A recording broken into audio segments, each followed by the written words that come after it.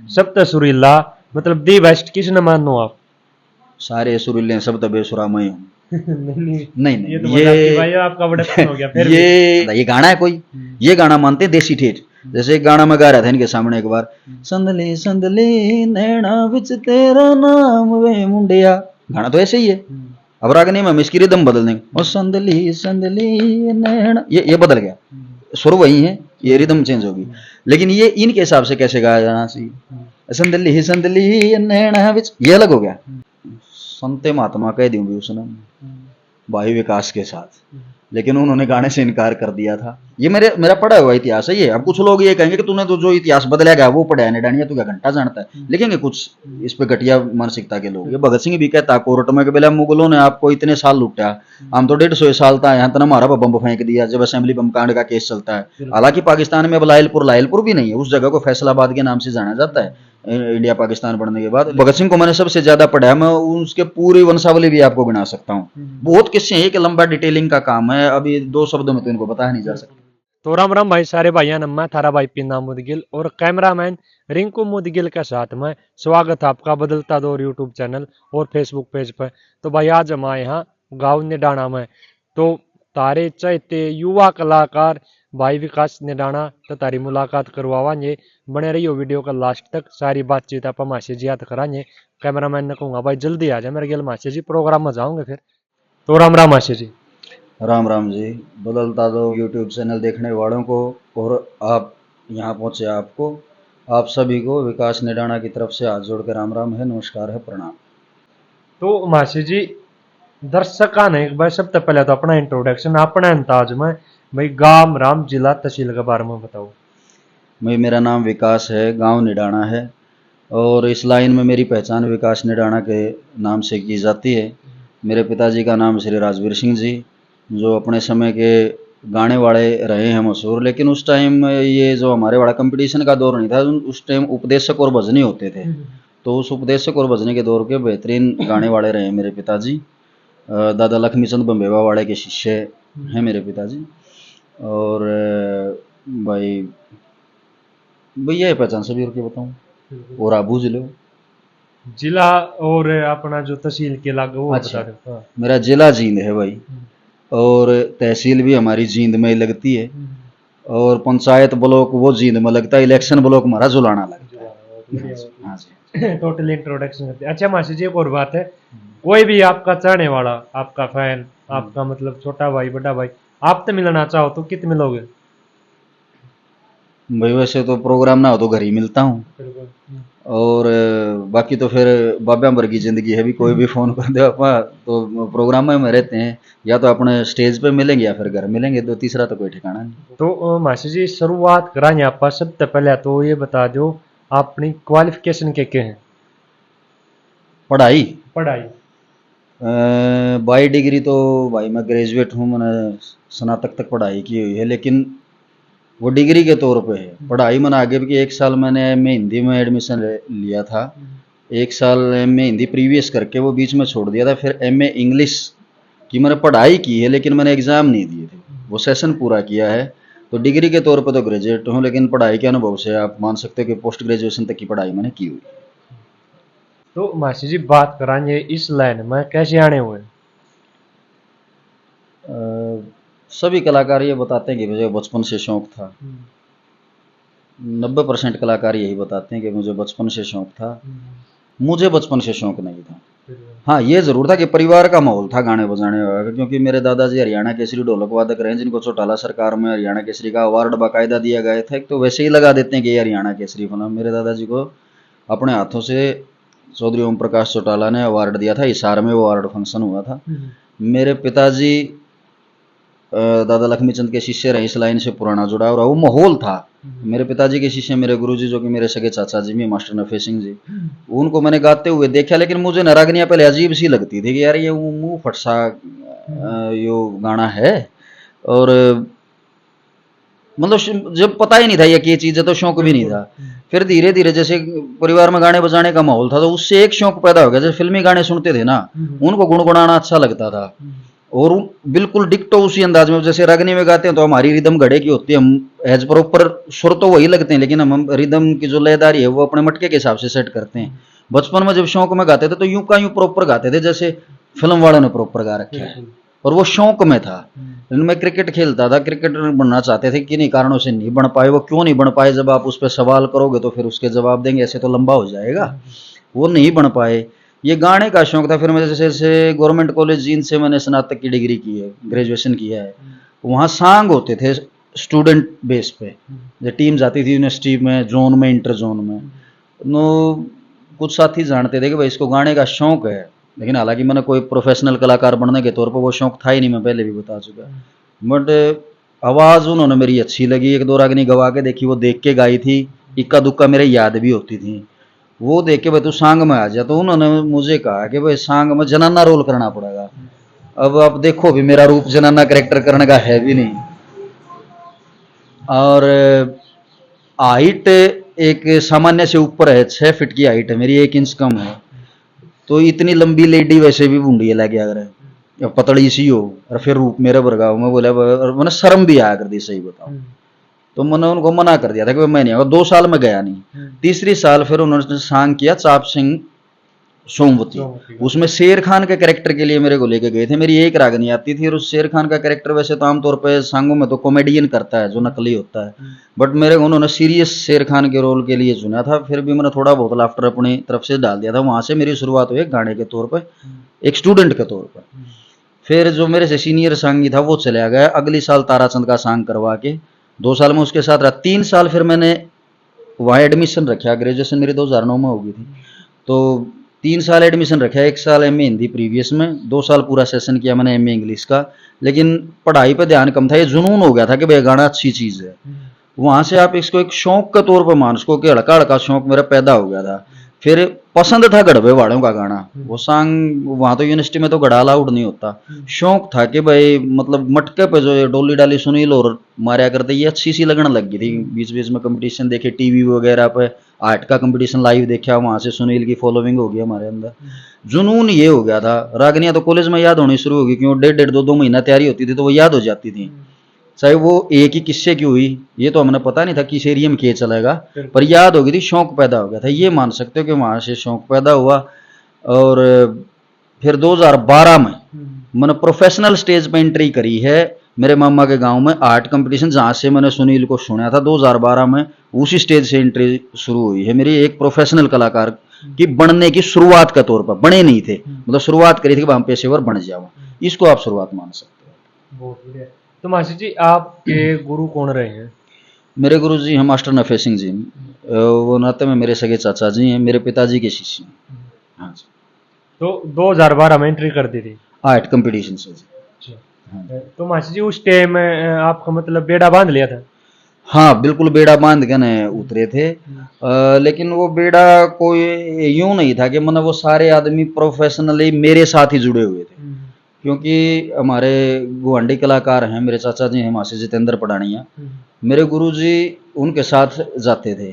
तो वो सारा सेट ही मेरे साथ आने लग गया था कि जब मासी जी का प्रोग्राम नहीं होता, मेरा कोई प्रोग्राम आ जाता तो वो बीच बीच में आ जाते थे। उन्हीं ने मेरी शुरुआत, उसी टीम ने ही एंट्री कराई थी, क्योंकि उस दिन मासी जी फ्री थे। तो 2012 में उस मेले में भी मेरे साथ वही टीम गई। तो अगर फिर उसके बाद मेरे धीरे धीरे छोटे मोटे को छठी छठी का को मंदिर में भंडारा होया, वो बहुत बड़ी लग्जरी स्टेजेस तो नहीं मिली हमने, छोटे मोटे निकलते तो फिर वही एडजस्टमेंट करके जाते थे। कि जैसे मासी जितेंद्र पड़ानिया के बड़े भाई हैं सतीश शर्मा जी, तो वो एडजस्टमेंट यूँ करते थे कि वह सतीश चला जाएगा विकास के साथ, नफे चला जाएगा जितेंद्र के साथ, 2 मटके वाले उसके साथ चले जाएंगे, 2 उसके साथ, बाकी को हम लोकल को किसी को भी चुन के कहीं से बाहर से बोला, बंदे सेट में से मेरे को 3 या 4 आदमी मिल जाते थे। वो इस तरीके से एडजस्ट होता था। और वो प्रॉपर पार्टी कब बंदी वो आप जब इसके अलावा आपके सवाल होंगे फिर मैं बताऊंगा आपको। हाँ। तो मास्टर जी बात कराएंगे घर वाले ने मतलब कितनी सपोर्ट करी भाई नाट्य, क्योंकि इतनी पढ़ाई करी थी आपने उस टाइम पर, तो मतलब कितना अनुकार दे भाई ना इस लाइन में नहीं जाना, पढ़े लिखे नौकरी लाग जा, तो घर वाले का क्या रिएक्शन था उस टाइम पर? रिएक्शन आमतौर पर जो एक पढ़े लिखे परिवार का होता वही मेरे साथ था। हालांकि कभी मेरे को मारा पीटा नहीं गा। आमतौर पर कई आप इंटरव्यूज करते हो, कई कलाकार कहते हो मेरे घर वाले मुझे मार दिया करते, रागनी गाने गा। मेरे साथ कभी कोई इस तरह का सलूक तो घर वालों ने नहीं किया। हाँ, ऐतराज ऐतराज इतना भी नहीं किया कि ये काम में माड़ा है। इतना ऐतराज जरूर हुआ कि मेरे पिताजी ने मेरे को पढ़ाई करवाई, जितना मैं पढ़ना चाहता था उतनी पढ़ाई करवाई। चाहे मैं, अगर मेरी नीयत होती तो मैं पीएचडी कर जाता। मेरे पिताजी की नीयत यही थी कि जितना बेटा तू पढ़ना चाहोगे मैं पढ़ाऊंगा, आगे कामयाबी तेरे किस्मत की है, तेरी मेहनत की है। तो वो जितना हम कर पाए वहां तक फिर गए, वो तो एक अलग मैटर हो गया ना। वो वहां तक पढ़ाई की ना हमने। तो वो सपना यही था कि अरे एक जो सामान्य क्या, हम तो मिडिल क्लास पे, लोअर मिडिल क्लास के परिवार हैं अपने। तो वहां जो होता है कि माता पिता एक सपना देखते हैं कि भाई ये पढ़ लिख जाए और एक सरकारी जॉब मिल जाए ठीक ठाक से, जिससे परिवार का जीवन यापन आगे ब्याह थे देंगे। यही एक सपना होता है। तो वो ही सपना मेरे घर वालों का भी था। मैंने 2014 में, हालांकि मैंने एक हरियाणा पुलिस का फिजिकल एक्सेलेंट क्लियर भी किया, लेकिन वो भर्ती रद्द हो गई थी। इस दौरान ये गाने बजाने का काम मेरा कंटिन्यू था। तो फिर धीरे धीरे लाइट में आते चले गए। शुरुआत में घर वाले ने मना कराया कर दे, क्योंकि भाई हमने गा के देख लिया इसमें। क्योंकि मेरे पिताजी जिस टाइम गाते थे उस टाइम इस लाइन में पैसा नहीं था, सिर्फ इज्जत थी। इज्जत मान सम्मान मिलता था, पैसा तो बहुत कम था।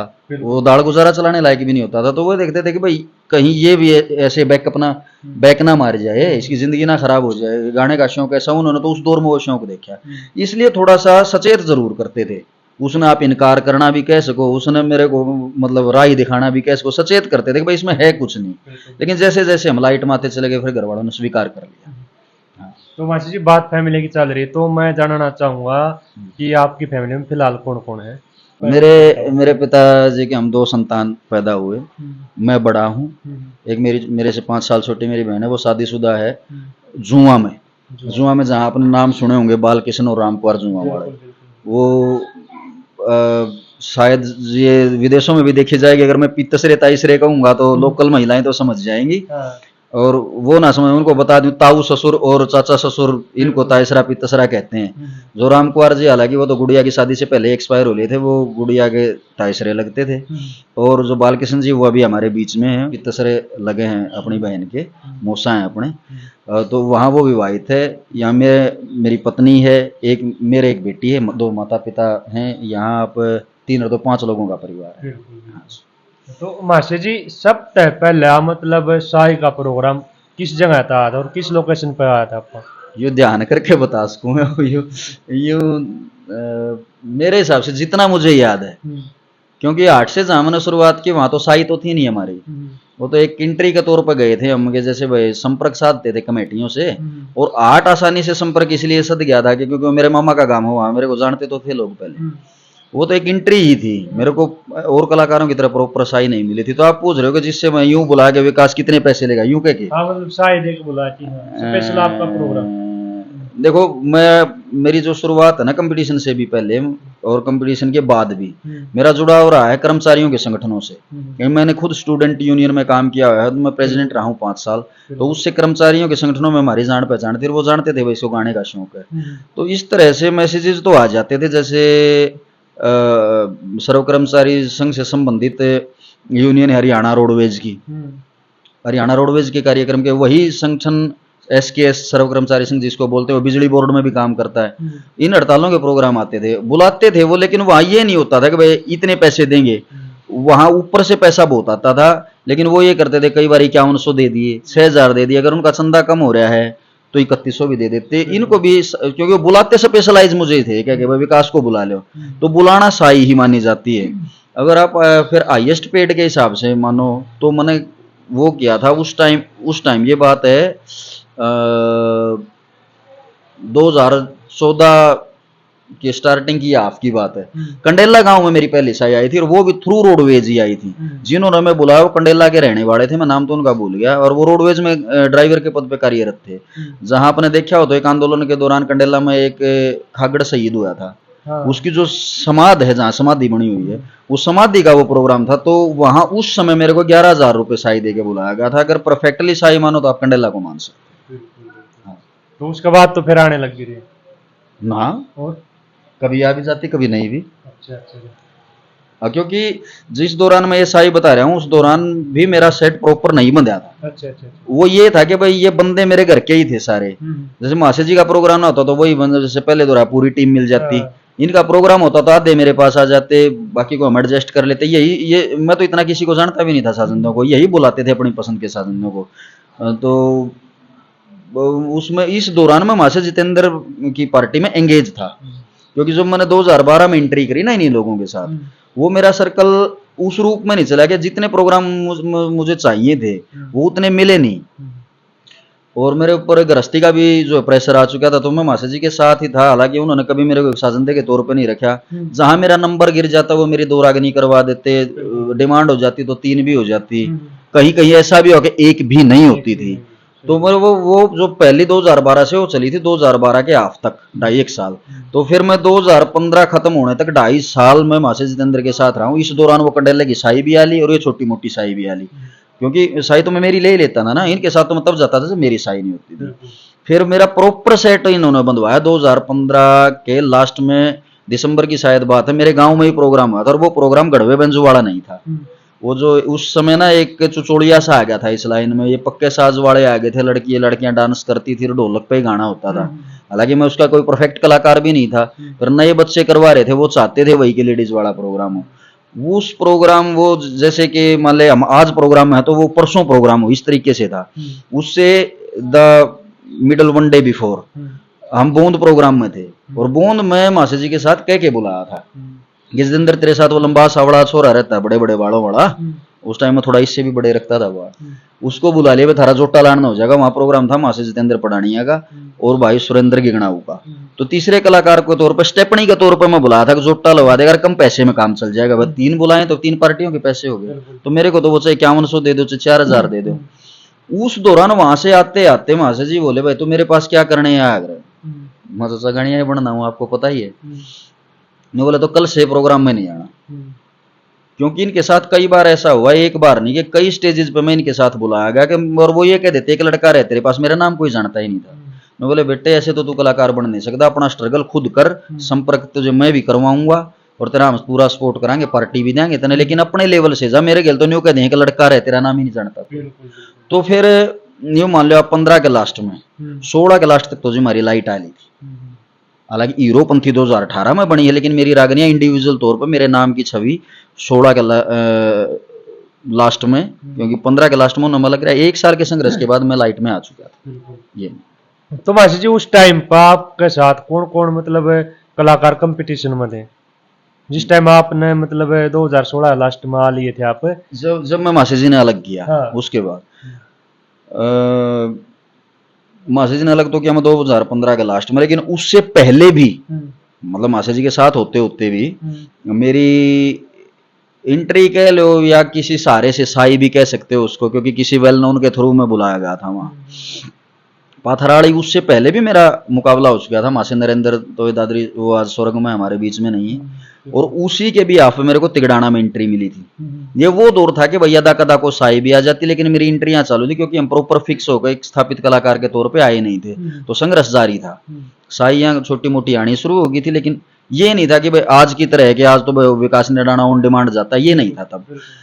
तो कि वो सवाल ही दिमाग से उतर गया आपका। उस टाइम मतलब कौन कौन कलाकार थे? तो मासे नरेंद्र एक बड़ा नाम था, जैसे कि अमरंग काट से लाइट में आए हैं, तो वो उस टाइम वो सबसे बड़ा नाम था। उनके बाद अगर किसी का नाम आया उस दौर में तो फिर उनके साथ हमारा ही नाम आया।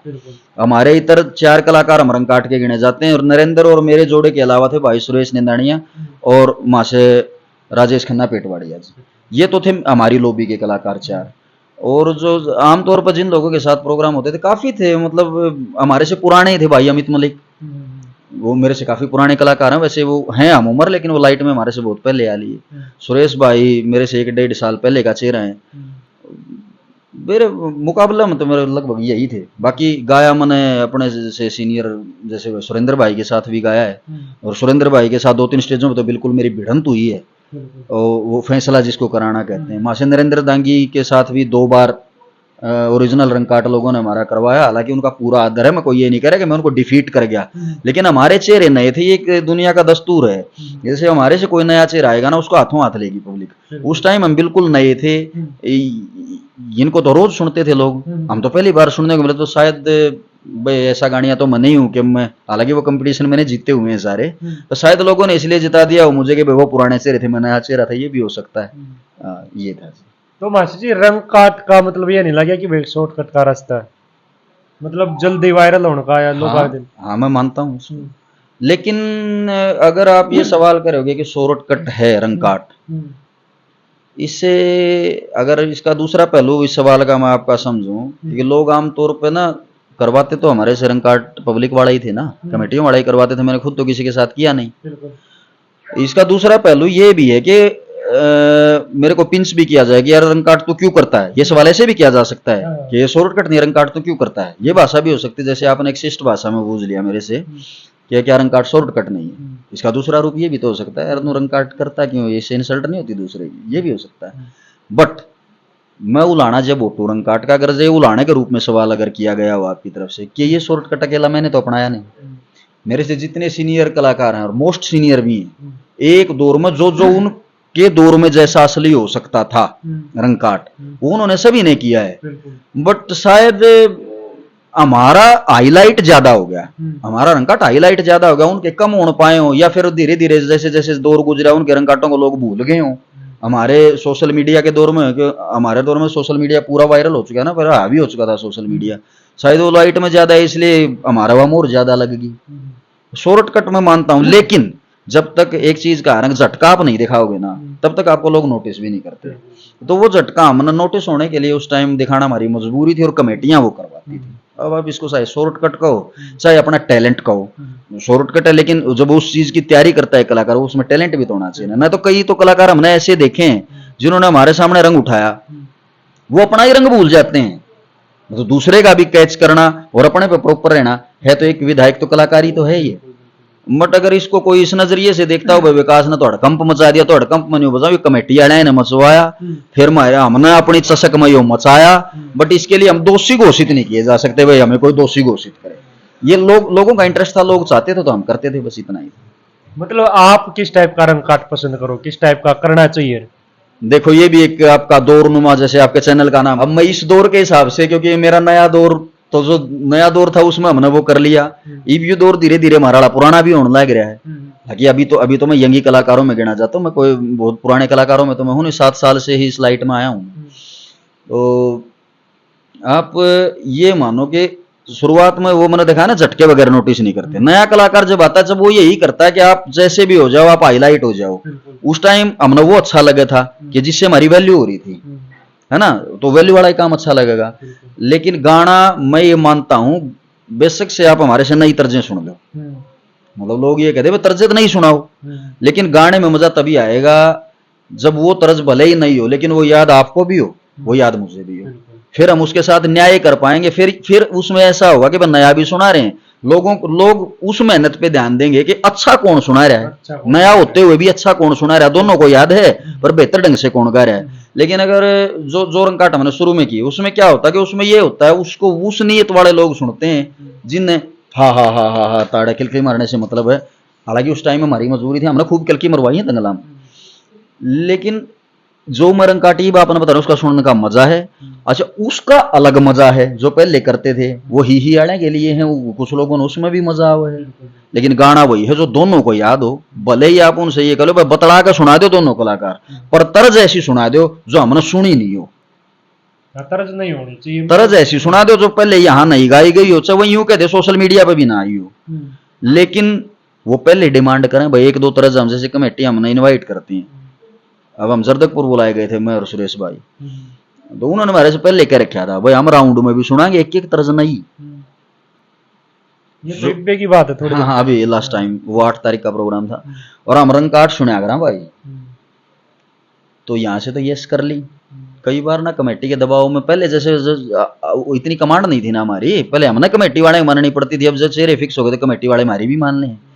मैंने कहा भाई साहब जब चिथड़े पाड़ अगर प्रोग्राम करवाना हो ना, उसमें आना जाना कुछ नहीं, सही बात है। वो अब अपना अच्छा लग जाएगा, सोशल मीडिया पर लोग हमने ट्रोल करेंगे, और ट्रोलिंग में आज जिस तरह की भाषा का इस्तेमाल किया जाता है ना, कई बार ना छोटे भाई बहुत कोफ्त होती है।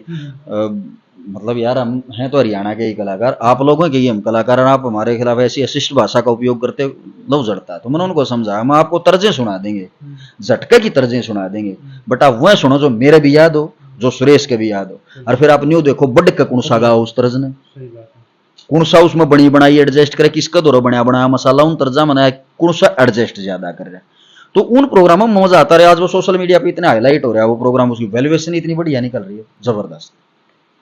तो मासी जी एक और बात है भाई, लोग नु कहा है कि मतलब कई जगह आपको देखा गया कि भाई बहुत लंबी टेक हो जाए, 1.5-2 मिनट की टेक भी गाओ आप, तो ये है वो नु कहे कुछ नहीं है घर की बनाए और ऐसा कोई होता है नहीं। हालांकि ये भी फिर सवाल उनको मेरा, चलो आज मैं मीठे अंदाज में जवाब दे देता हूँ। हालांकि मैंने पहले इंटरव्यूज में बहुत तीखे अंदाज में उनको जवाब दिया था, दिनोद कंपटीशन में भी मैंने उनको तीखा जवाब दिया था कि उन्होंने उसमें बोल रखा कि मेरे बारे में तो पहले भी लिखते रहे हैं, मैं उनको ना मैंने कभी गोड़ा ना मैं आगे गोड़ूंगा, आपके चैनल पे भी वो लिखेंगे तो मैंने क्या गोड़ना है, वो उनका काम है। वो मुझे अगर वो गालियां भी दे रहे हैं तो समय बर्बाद कर रहे हैं, समय तो मेरे लिए ही खराब कर रहे हैं वो। बिल्कुल। बट मैं ये बताऊं, लंबी टेक, अगर लंबी टेक का ट्रेंड भी विकास निडाना से शुरू हुआ हो तो भी विकास निडाना दोषी है। मेरे से तो दो पुराने कलाकार, हालांकि इंटरव्यू मेरा चल रहा है, मैं कलाकारों के औरों के उदाहरण दे रहा हूँ, लेकिन एग्जाम्पल के तौर पे उनके नाम लेने पड़ेंगे मैंने। जैसे अभी जागरण करते हैं भैंसवाड़ से होते थे नरेंद्र शर्मा जी, वो इतनी लंबी टेक बना के ले आए थे कि बाघ चीता लोमड़ी की दड़िया खरगोश आगे करा के नरे जानवर के नाम। वो राकेश कलोया जी बहुत लंबी टेक गा देते थे उस दौर में। और मेरे चाचा जी जितेंद्र पडाना जी, उनके पास दो दो राइटर थे, जैसे उनके बड़े भाई हैं सतीश शर्मा जी, वो खुद लिखते थे। अच्छा, रामकेश जीवनपुर वाला जी उस दौर में उन्हीं के साथ थे, अलग इंडिविजुअल उनकी मार्केट आने से पहले वो लिखते थे, दो कवि उनके पास थे। तो वो चीजें बनवाई जाती थी, उस दौर की डिमांड थी। और वो मेरे दिमाग पे कैसे उन चीजों का प्रभाव है, क्योंकि मैं मासे जितेंद्र के पास रहा हूँ, मैंने वो डायरियां भी पढ़ी हैं जिनमें वो टेक होती थी इतनी लंबी लंबी। तो एक भाई ये था, गा तो मैं उनको भी सकता था, जो पंडित जी की रामकेश की जो रचनाएं हैं मैं उनको भी गा सकता था। चाचा सतीश वाली मैंने एक दो रागनी रंगकाट में गाई हैं, वो लंबी टेकों वाली। लेकिन दिमाग में एक बह रहता है कि आप एक टारगेट सेट करके चले होगे, आपका नाम हो रहा है रंगकाट से, और वो नाम अपना और परिपक्व करना लाइट में आने के लिए, तो कहीं ना कहीं ये बह रह जाता था कि ये चीजें जो जितेंद्र ने गा रखी हो सकता है उस दौर के कलाकारों को ये याद हो। तो फिर हमने फिर अपनी रचनाएं बनाई तो उन पुराने कवियों से प्रेरित होके ना। तो अब ये कह देते हैं लंबी टेक, मैं उसमें अकेला दोषी नहीं हूँ, ये पहले भी चलता रहा है। और रंग काट की जो असली की जो डिमांड होती है, जो असली करवाने वाले हैं, जो मैंने पहला ही हा वालों का डिमांड जो आपको एग्जांपल दिया, वो यही सोचते हैं कि वो टेक में ही आउट हो। अगर आपने सथाई गा दी ना, सथाई मतलब टेक, जो मुखड़ा गा दिया गाने का, तो फिर तो वो तालियां पब्लिक ताली बजा देती है, यानी तो फिर रंग उठाने वाले की पौनी होगी। तो कोई भी नहीं चाहता, इसी तरह हम भी नहीं चाहते थे, इसलिए हम टेक को इतनी लंबी करते थे कि मतलब वो उसी में उलझ जाए। भले ही वो हमारी कली जिसको अंतरा बोलते हैं वो गा दे अंदर वाला, लेकिन ऊपर वाला नहीं आना चाहिए। ऊपर वाला में उसके खिलाफ वोटिंग होनी चाहिए, अगला भी तो हमारे खिलाफ वोटिंग ही करवा रहा है ना। तो ये कंपटीशन का मामला था। और इसके इधर आपको एक बताऊं, किसी भी कलाकार से मेरी ऑफ द स्टेज आज तक मिस ट्यूनिंग नहीं हुई है, किसी से भी नहीं। हालांकि कुछ नए कलाकार कर भी रहे हैं जो हमारे बाद में आए, वो हमारे साथ ही मिस ट्यूनिंग कर रहे हैं रियल लाइफ में। वो रियल लाइफ है, स्टेज की लाइफ है, वो प्रोफेशनल लाइफ है। माशे नरेंद्र के साथ सबसे ज्यादा मेरे मुकाबले में हैं, वो अपनी अंतिम स्टेज तक भी मेरे से बातें कर रहे थे, तो उससे उनसे कितनी गहरी दोस्ती होगी मेरी। भाई सुरेश के साथ मेरे आज भी असली रंग काट होते हैं। ऑफ द स्टेज हम मतलब बैठते ही इकट्ठे हैं, हम कब इकट्ठा बैठते हैं, हाँसा बोला मतलब हमारा तीसरे दिन फोन पर बात हो जाए। तो इसको इंडिविजुअल तो हमने तो किसी के साथ पाड़ा नहीं, जो पाड़ रहे हैं उनको मेरी सलाह है वो ना पाड़े। वो एक डुगडुगी का तमाशा है और हम वो तमाशा करनी है। लोग जैसा कह दे हमने करना पड़ा करता, अब भी जैसा कह दे कहीं ना कहीं करना पड़ जाता है। लेकिन अब जो है एक स्थापित कलाकार होने के बाद इतना हो गया कि कमेटियां कहीं ना कहीं हमारे से एग्री कर लेते हैं और हम उस काम से अब बचते हैं। गाना प्योर गाना गाते हैं और प्योर ही रंग काट में गाते हैं। कोई कहीं नई की फरमाइश आ जाती है बनाया रंग काट सुनाओ, तो मैं कलाकार से पूछ भी लेता हूँ, मैं पहले मैं कंफर्म कर लेता हूँ भाई मैं ये गाऊंगा आपको याद है। वो मना करता तो फिर उसकी पसंद का गाते हैं। और राउंड में हो जाए, मैं कोशिश ये करता हूँ जहां तक मैं रंग काट में ना गाऊं, मैं किसी के सामने किसी के और की इंसल्ट हो, मैं ये कहता हूँ नया मैं अकेला सुना दूंगा आपको, मैं ऐसा नया सुना दूंगा जो आपने अभी नहीं सुना हो, मेरे से अकेले से सुन लेना, आप मेरे राउंड में सुन लेना, दूसरा राउंड गाऊंगा तो। लेकिन सभी नहीं भी मानते, जैसे दिनोद वाले ही नहीं माने, वो दीपक के साथ मेरा वो करवा के माने वो झटका। दीपक ने बहुत अच्छी तरह सुनाई, मैंने वह भरी, मैंने भी ऐसा ही गाया जैसे। लेकिन कमेटी वाले बोले बोले तुम रंग काट के लिए ही बुला रखे, क्यों भाई हम ही क्यों बुलाया आपने रंग काट के लिए, क्या हमें सीधा गाना नहीं आता? मैंने राउंड में भी बोला था, माँ भाई नेडानिया के फिल्मी गाने की मोहर लगा रखी है आपने, भाई मैंने देसी गाना है मेरे देसी सुन लिया करो, लेकिन आप डिमांड ही हमारे से वो करते हो। अच्छा इसके बावजूद फिर कमेटी वाले बोले तो रेस्ट कर लो, हम रेस्ट करने के लिए बुला रखे थे। इसके लिए कमेटियां भी बराबर की दोषी हैं, और शुरुआत में हमारी मजबूरी थी, अब हम इसको मजबूरी बनने देंगे नहीं, जहां तक हमारा प्रयास होगा। हाँ अगर वो झटका दिखाना तो फिर वो झटका भी हंसी खुशी दिखाओ, उसको पर्सनल मत पाड़ो। अब माशाजाद सिंह खांडा खेड़ी एक एग्जांपल देते हैं कि बोले ये डुगडुगी का तमाशा विकास, जो स्टेज पे अच्छा बजा के खेल गया वही कलाकार है, तो उसको भी हंसते हंसते करो ना, कहीं करना पड़ गया, मजबूरी होगी बहुत ज्यादा, कमेटी नहीं मान रही, करना पड़ गया, तो उससे साथी कलाकार भी बुरा नहीं मानता आपसे, भाई इसकी मजबूरी, इस पे प्रेशर है, कर दिया तो कर दिया, फिर हंसी खुशी वहां से निकला, दैट्स इट। तो मास्टर जी ये जो मतलब है अपनी मान्य राम जिया की है, लक्ष्मी चंद जिया की है, जितने भी रचनाएं हैं, तो आप कितना अनुमान हो कि भाई ये अपनी संस्कृति है, अपनी संस्कृति तो वैसे जोड़ रखी है कि मतलब एक्चुअल में क्या चीज है ये? रागनिया, रागनिया किससे भी रागनिया देखो हाँ हाँ किस्सों में है रागनियां, कुछ फुटकर भी है, मान लिया अलग अलग मुद्दों पे बनाई गई, वो फुटकर हो जाती हैं जो किसी एक विषय पे स्पेशल बना दी, बाकी तो कथाओं में ही है सारा। कुछ लोगों से मुझे ऐतराज है इस बात पे कि वो कहते हैं कि ये हमारा कल्चर है, केवल रागनी ही हमारा कल्चर नहीं है, बिल्कुल रागनी हमारी संस्कृति का, हमारे कल्चर के गायन विधा का एक हिस्सा है। जबकि अगर आप देखो तो ये एक इंटरव्यू में मैंने इसके ऊपर पूरा एनालाइजेशन किया था, और उस हिस्से को ना उस भाई ने एडिटिंग में काट दिया था। जैसे ना पहले रागनियां जो शुरू हुई ना, रागनियां बननी, जिनको हम रागनियां, हालांकि काव्य का ही हिस्सा है, वो कविताएं ही हैं, पहले शब्दों के रूप में थी, भजनों के रूप में थी, अब ये रागनियों के रूप में आई, ये भी कविताएं ही ये, और ये गीति काव्य हैं, आप समझते हो ना, जैसे गीता का जब उदाहरण देते हैं तो मैं बता जाता कि ये गीति काव्य हैं, ये वो श्लोक जिनको गाया जा सके, या वो शब्दावली का संग्रह जिसको गाया जा सके, ये गीति काव्य हैं।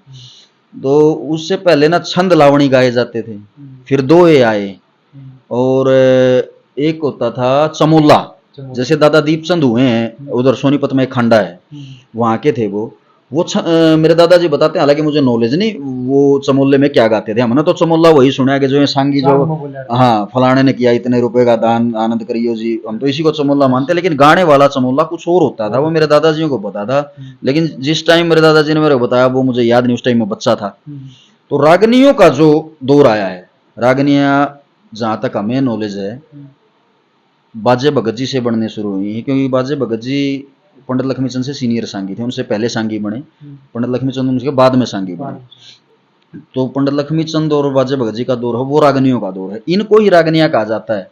वैसे तो राग में जो रागनी होती हैं वो रागनियां तो अलग होती हैं, वो तो राग पे आधारित होती हैं। वो जैसे दादा मांगेराम ने एक बोल लिखा है ना कि 6 राग और 30 रागनी में भैरव राग बखानों से, वो हरेक राग की 5 पत्नियां गिनाई गई हैं जो संगीत की भाषा में, वो रागनियां तो अलग होती हैं, उसको तो रागनी नहीं कहते, उसको तो रागिनी कहते हैं, राग की रागिनी ना।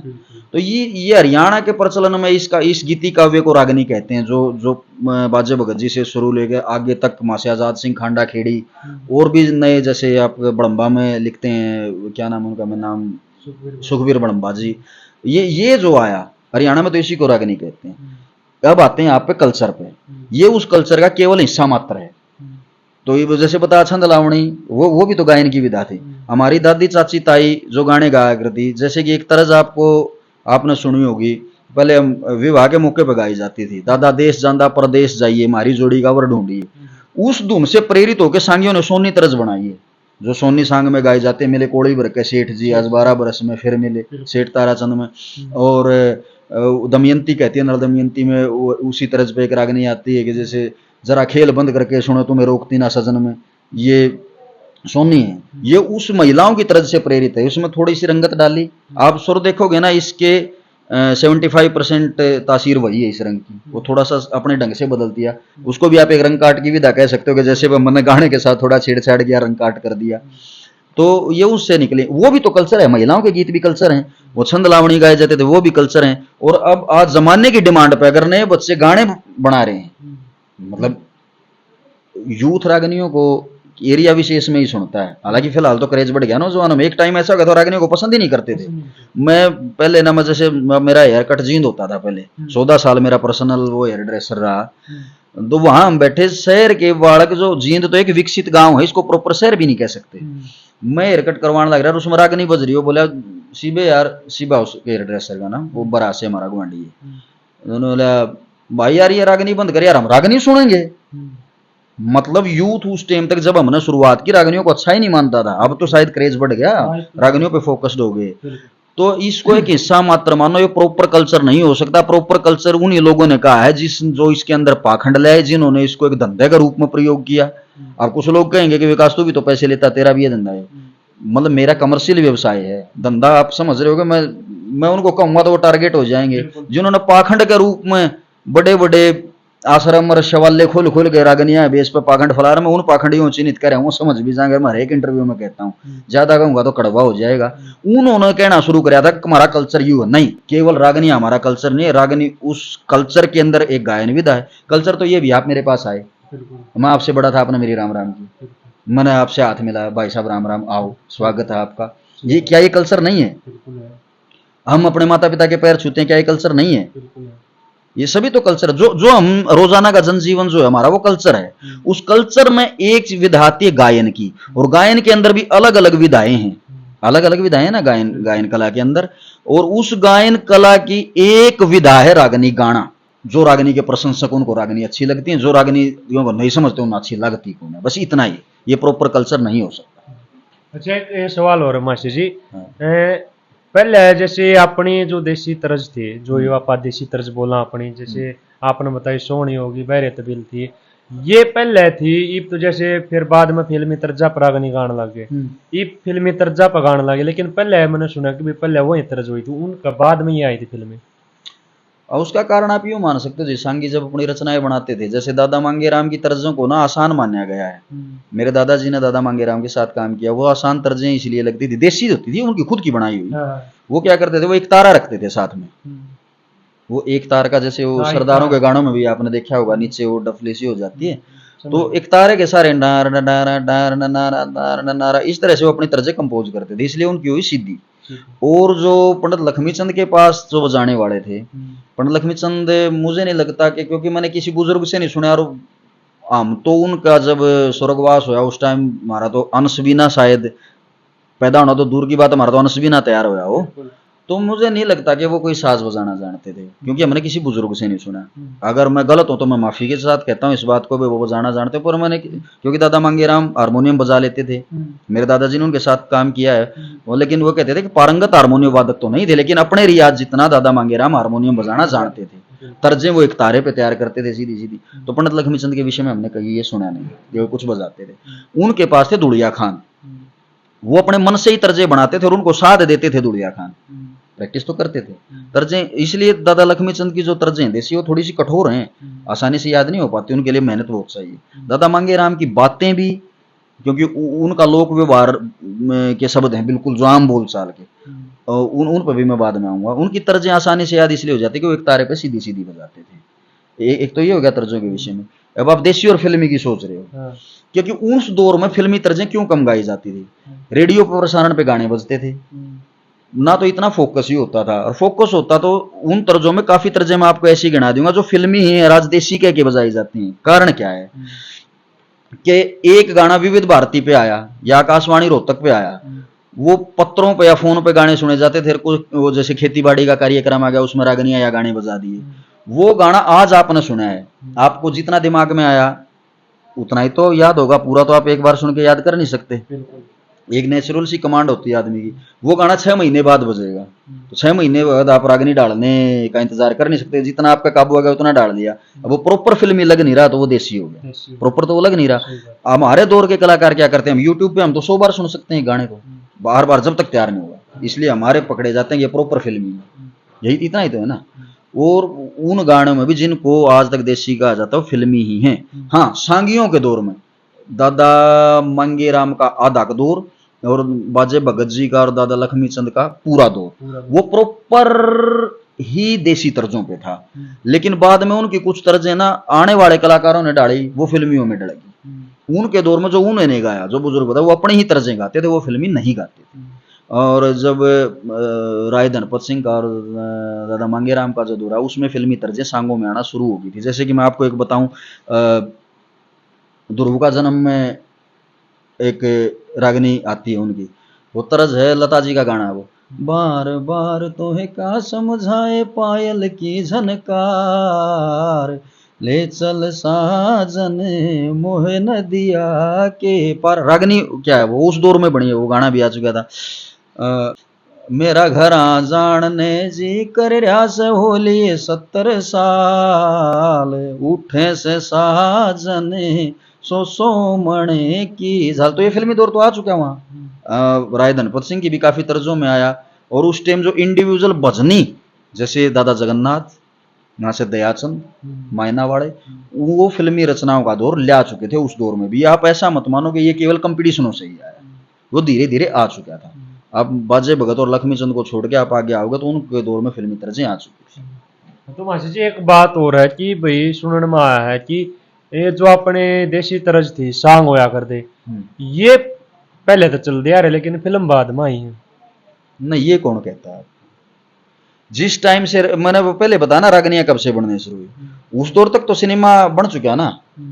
और वो जो छंद लावणियों का जो टाइम बता रहे हैं, वो तो बाजे भगत जी रागनिया की बात नहीं, बात जो अपनी देसी तरज की है। तो मतलब है जैसे लक्ष्मीचंद थे, मास्टर जी थे, मांझेराम जी थे, भाई उन तो पहले भी और कोई हुए होंगे, तो वे भी तो जैसे लक्ष्मीचंद जी अपनी खुद की तर्ज बना रहे थे, गाया करते, तो उन तो पहले भी तो कोई और थे कि वे भी हुए, सांगी हुए। जैसे दादा मांगेराम ने एक रागनी में कह रखा है कि सबसे पहले या चतुराई किशनलाल की, किशनलाल भाट हुए हैं। लेकिन वो सांग तो करते थे। सांग का मतलब तो हिंदी में स्वांग से लिया गया है ना। स्वांग यानी किसी चीज का रूप धरना, मतलब किसी कला को एक रूप देना। सांग को यही नहीं है कि रागनी गाने वाले का सांग होता था। लेकिन किशनलाल के दौर में रागनियां प्रचलन में नहीं थी, वो गाते थे वही दोए, छंद, चमोले, उन्होंने बैठे धड़ू जैसे वो बादीगर आते थे, उस पर एक दमोड़ा मार दिया, अगली बात कह दी, वो यही होता था ना। वो तो दादा मांगेराम ने भी दर्शाया हुआ है। लेकिन रागनियों के रूप में जो सांगी हुए हैं ना, रागनी जहां से बननी शुरू हुई, जिसने हम रागनी माना, वो तो बाजे भगत और दादा लक्ष्मीचंद से ही शुरू हुआ है। और फिल्मों का आप जो कह रहे हो, फिल्में थिएटर होता था पहले वहां।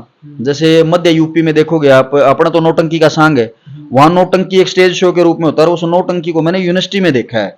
जैसे हमारे तरफ से सांग आ रहे थे इंटर यूनिवर्सिटी में, जब हम गए तो इंटर यूनिवर्सिटी में, तो फिर आउट ऑफ स्टेट की भी यूनिवर्सिटी आती है ना। हम यूनिवर्सिटी की तरफ से रिकमेंडेड थे, तो हम इंटर यूनिवर्सिटी गए थे सांग करने। हमारा सांग हुआ था, उनकी नौटंकी थी। वो नौटंकी हमने देखा। नौटंकी मेरे सांग में सिर्फ फर्क कितना नजर आया हमने कि हम वार्ता से तो माहौल बनाते हैं, सीन समझा दिया वार्ता करके। जैसे आप सांग में आपस में डायलॉग हो जाते हैं, रागनी गाते हैं तो हम इंडिविजुअल कलाकार वार्ता करता है नहीं, और माहौल बना देते हैं। फिर रागनी से हम रोल को आगे चलाते हैं, जो हमने कहना वो कहते हैं हम रागनी के द्वारा है।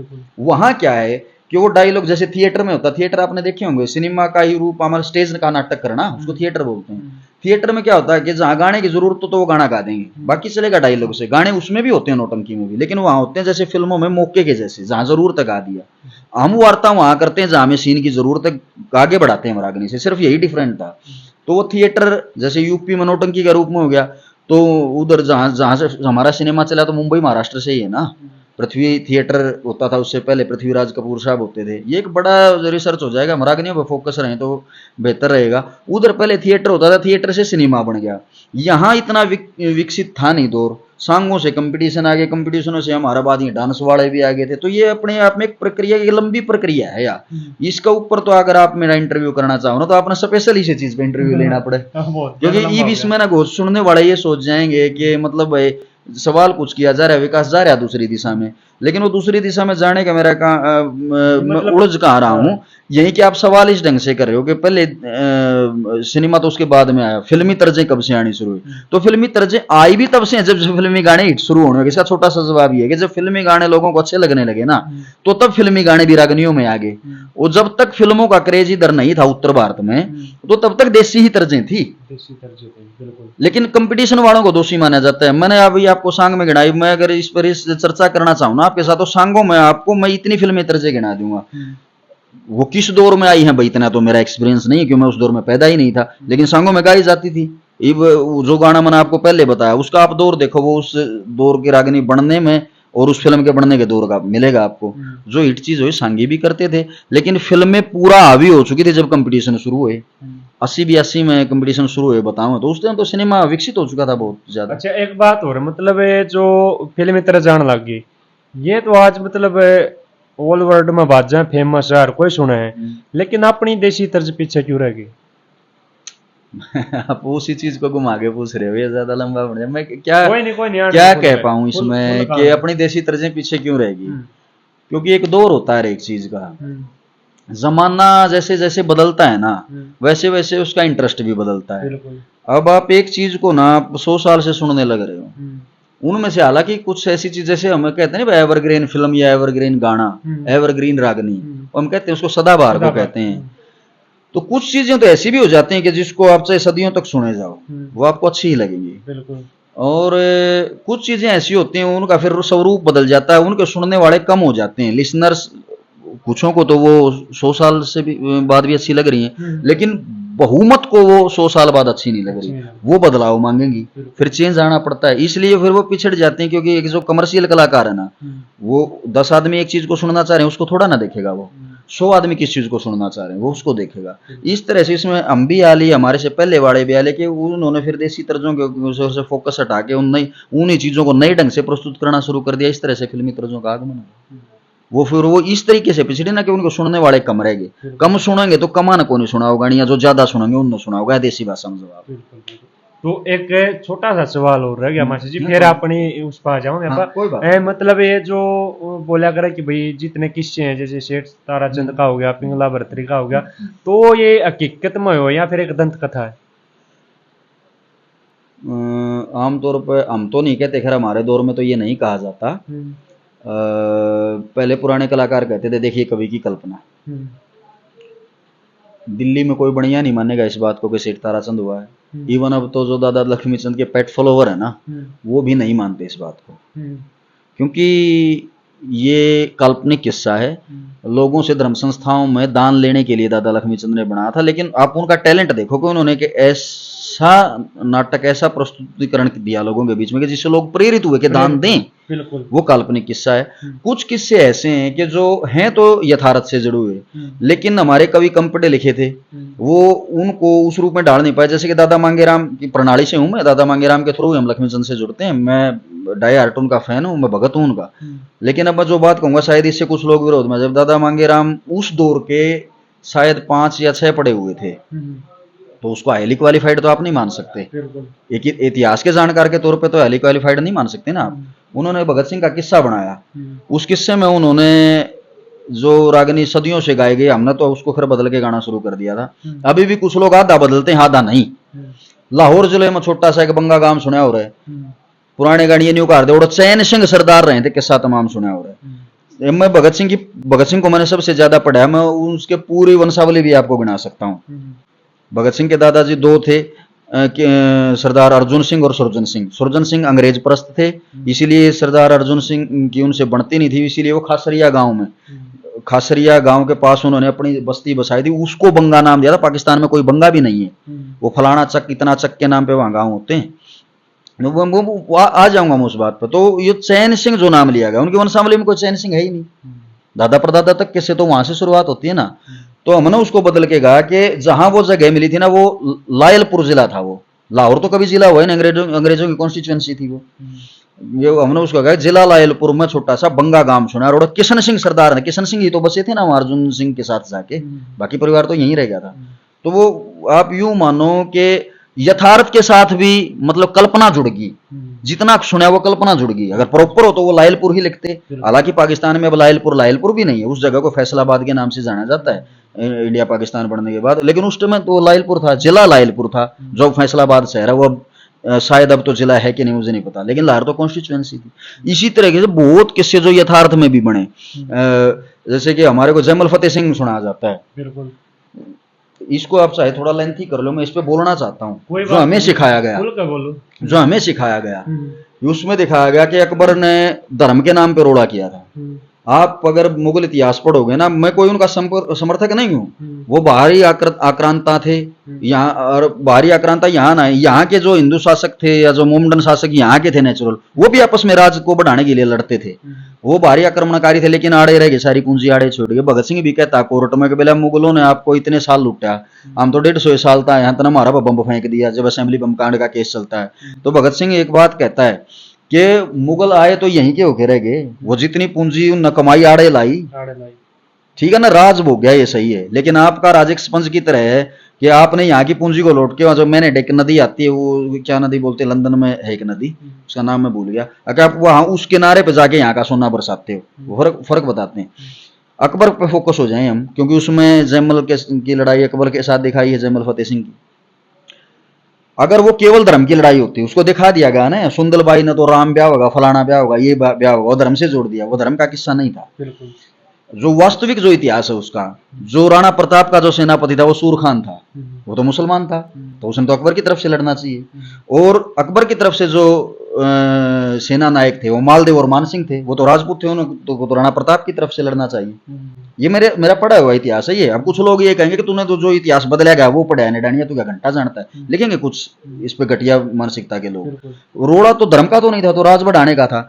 और आप इतिहास पढ़ोगे तो आपको नजर आएगा कि राणा प्रताप को 5,000 पद होते थे, वैसे 5,000 10,000, जैसे MLA MP अब हम बनाते तो उस समय 10,000 5,000 20,000 ये पद दिए जाते थे। जितना 20,000 तो वो बड़ा है, 10,000 वो छोटा है, 5,000 वो उससे छोटा है।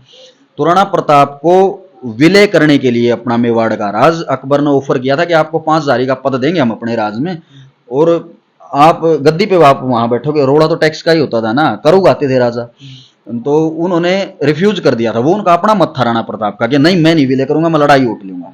उसके बाद राणा प्रताप के बेटे 4 बेटे हूं, उनमें से एक बेटे का वो नाम मेरे दिमाग से उतर गया, जिन्होंने शायद अमर सिंह कंवर सिंह कुछ ऐसा नाम गिना जाता है, वो नाम दिमाग में नहीं है, उसके लिए माफी चाहता हूं। उन्होंने 10,000 का पद लेके बाद में मेवाड़ के राज का विलय कर दिया था दिल्ली सल्तनत में।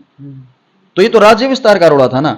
जयमल फतेह सिंह में हमें उसका धर्म का दिखाया गया। ये है कि यथार्थ के साथ कल्पना का तालमेल वो दिखाया क्यों गया कि एक कम्युनिटी विशेष में सांगी ने पैसा भी तो चाहिए।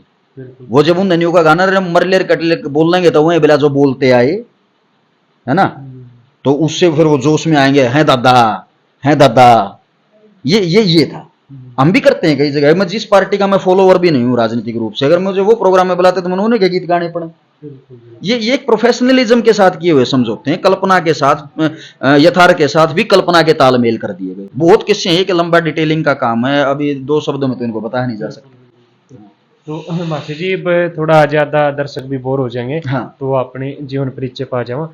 तो रंग काट में सबसे ज्यादा टक्कर किसी गलबाजी मेरी? हाँ आपकी। सबसे ज्यादा तो भाई नरेंद्र के साथ, और उनके बाद फिर खन्ना और सुरेश के साथ, इनके साथ ज्यादा रहा। शुरुआत में जहां से मेरी मार्केट चली उस टाइम के 3-4 रंग काट असली मेरे हुए थे भाई सुरेंद्र के साथ, और 2 बार हुए हैं संते महात्मा कह दूं भी उसने भाई विकास के साथ, लेकिन उन्होंने गाने से इनकार कर दिया था। 2 जगह बिल्लू मासे जी के साथ भी हुआ।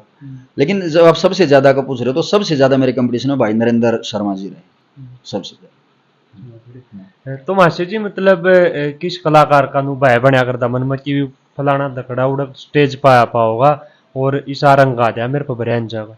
देखो जब हम शुरू में चले तो भय मानते नहीं थे किसी से। भय आदमी कब मानता है जब आपकी इज्जत को खोने का डर हो जाता है। जब हम थे जब तो हमारा के में पल्ला ही ना था। एक बात तो हम डरते भी नहीं थे किसी से। जैसे जैसे हमारा कद एक स्थापित कलाकार के तौर पर बढ़ना शुरू हुआ फिर डर लगने लगा। मतलब डर 2 तरह का होता है, फियर और कॉम्प्लेक्स, 2 अलग अलग चीजें ना ये। मतलब एक ये रहता था कि ऐसा ना हो जाए बस इतना, तो वो भी नरेंद्र से ही लगता था क्योंकि मैं नरेंद्र की कैपेसिटी को जानता था। उनके स्वर्गवास होने तक भी मैं अपने मुकाबले में उनसे बेहतर कलाकार मैंने कोई मिला ही नहीं रंग काट का। मैंने उनका आगे कुछ भी गाया, उनका 20% है, वो स्टेज भी पकड़ जाते थे। और बाकी कलाकार हमने सुनाया रंग भी गा दिया ना, उसमें भी फैल रहे कि वो एक ओरा से, कई बार आपका एक ओरा होता है, उस ओरा से भी कलाकार भयभीत हो जाते हैं। हमारा बराबर में आया, हम रंग ऐसा गा रहे जो हमने पहले भी गा रखा है, उसे में फैल हो गए।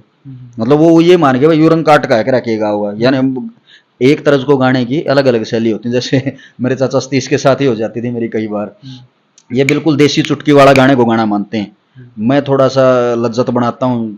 जितेंद्र को भी कह देते थे, मतलब ये अपनी लज्जत बनाता है, ये गाना है कोई, ये गाना मानते हैं देसी ठेठ। जैसे एक गाना मैं गा रहा था इनके सामने एक बार, संदली संदली नैना विच तेरा नाम वे मुंडिया, गाना तो ऐसे ही है। अब राग नहीं, मैं इसकी रिदम बदल देंगे, और संदली संदली नैना, ये बदल गया, सुर वही है, ये रिदम चेंज होगी, लेकिन ये इनके हिसाब से कैसे गाया जाना चाहिए, संदली संदली नैना विच, ये अलग हो गया। मतलब अलग अलग तरह की विधाएं हैं। वो उनका क्या होता है कि मैं तो गा रहा हूं अपनी लज्जत से संदली संदली, उनका याद आई हो संदली संदली, तो ये ओरा भी विचलित कर देता था कई बार कि मैंने सुर लगाए तो वही, लेकिन अपने ढंग से लगाए, तो वो उस चीज से कई बार रह जाते थे, और वो बह उनके दिमाग पे काम करता था। लेकिन नरेंद्र माशे जी का कभी कोई फियर नहीं होता था, चाहे वो रंग काट में कटे, चाहे उनने आया, चाहे उनका 15% है पर उन्होंने गाया, वो बेखौफ कलाकार था। और हमारा भी अगर थोड़ा बहुत बह रहता था तो उसे मानस का रहता था, नहीं हमने कभी नहीं माने। तो मासी जी बात करें यही फिलहाल के दौर में, मतलब इस लाइन में है किस कलाकार का सबसे ज्यादा सपोर्ट रहा, या फिर स्टार्टिंग में कलाकारों का मतलब इस लाइन सबसे ज्यादा सपोर्ट, मतलब हाँ मेरे को ग्रोथ देने में मास्टर जितेंद्र पढ़ानिया का सबसे बेस्ट रहा। फिर जैसे जैसे मैं लाइट में आता गया उसके बाद भाई नरेंद्र का रहा, मतलब वो सपोर्ट ही मानता हूँ, वो इतने सीनियर कलाकार थे हमारे से, उनकी एक जरा सी लगती कमेटी उनकी बात को मान जाती।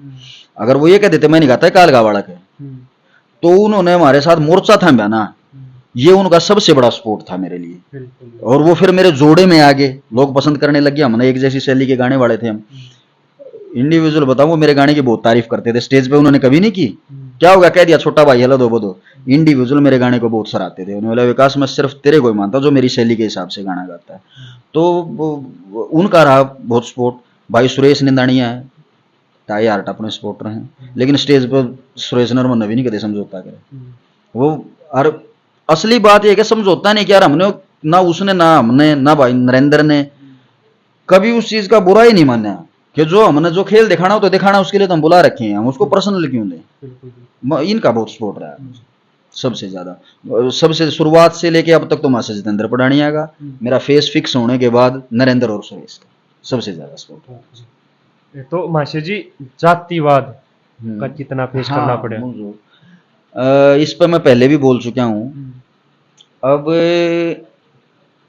मैं किसी कास्ट का नाम तो नहीं लेता, वो काली मान जाएंगे, और मेरे तो हर एक कास्ट में मेरे बहुत अच्छे अच्छे मित्र हैं। मैं सिर्फ आपको एक बात और बता दूं, वो जो मैंने पहले भगत सिंह का जिक्र किया था, मैं इतना उनके नाम पे बोल गया क्योंकि मैंने भगत सिंह को इंडिविजुअल पढ़ा है, केवल वो भगत सिंह नहीं पढ़ा मैंने जो बम फेंकता था। भगत सिंह के वो 12 घंटे आप पढ़ के देखना, उसने एक बोगा नाम के वाल्मीकि से रोटियां मंगवाई थी।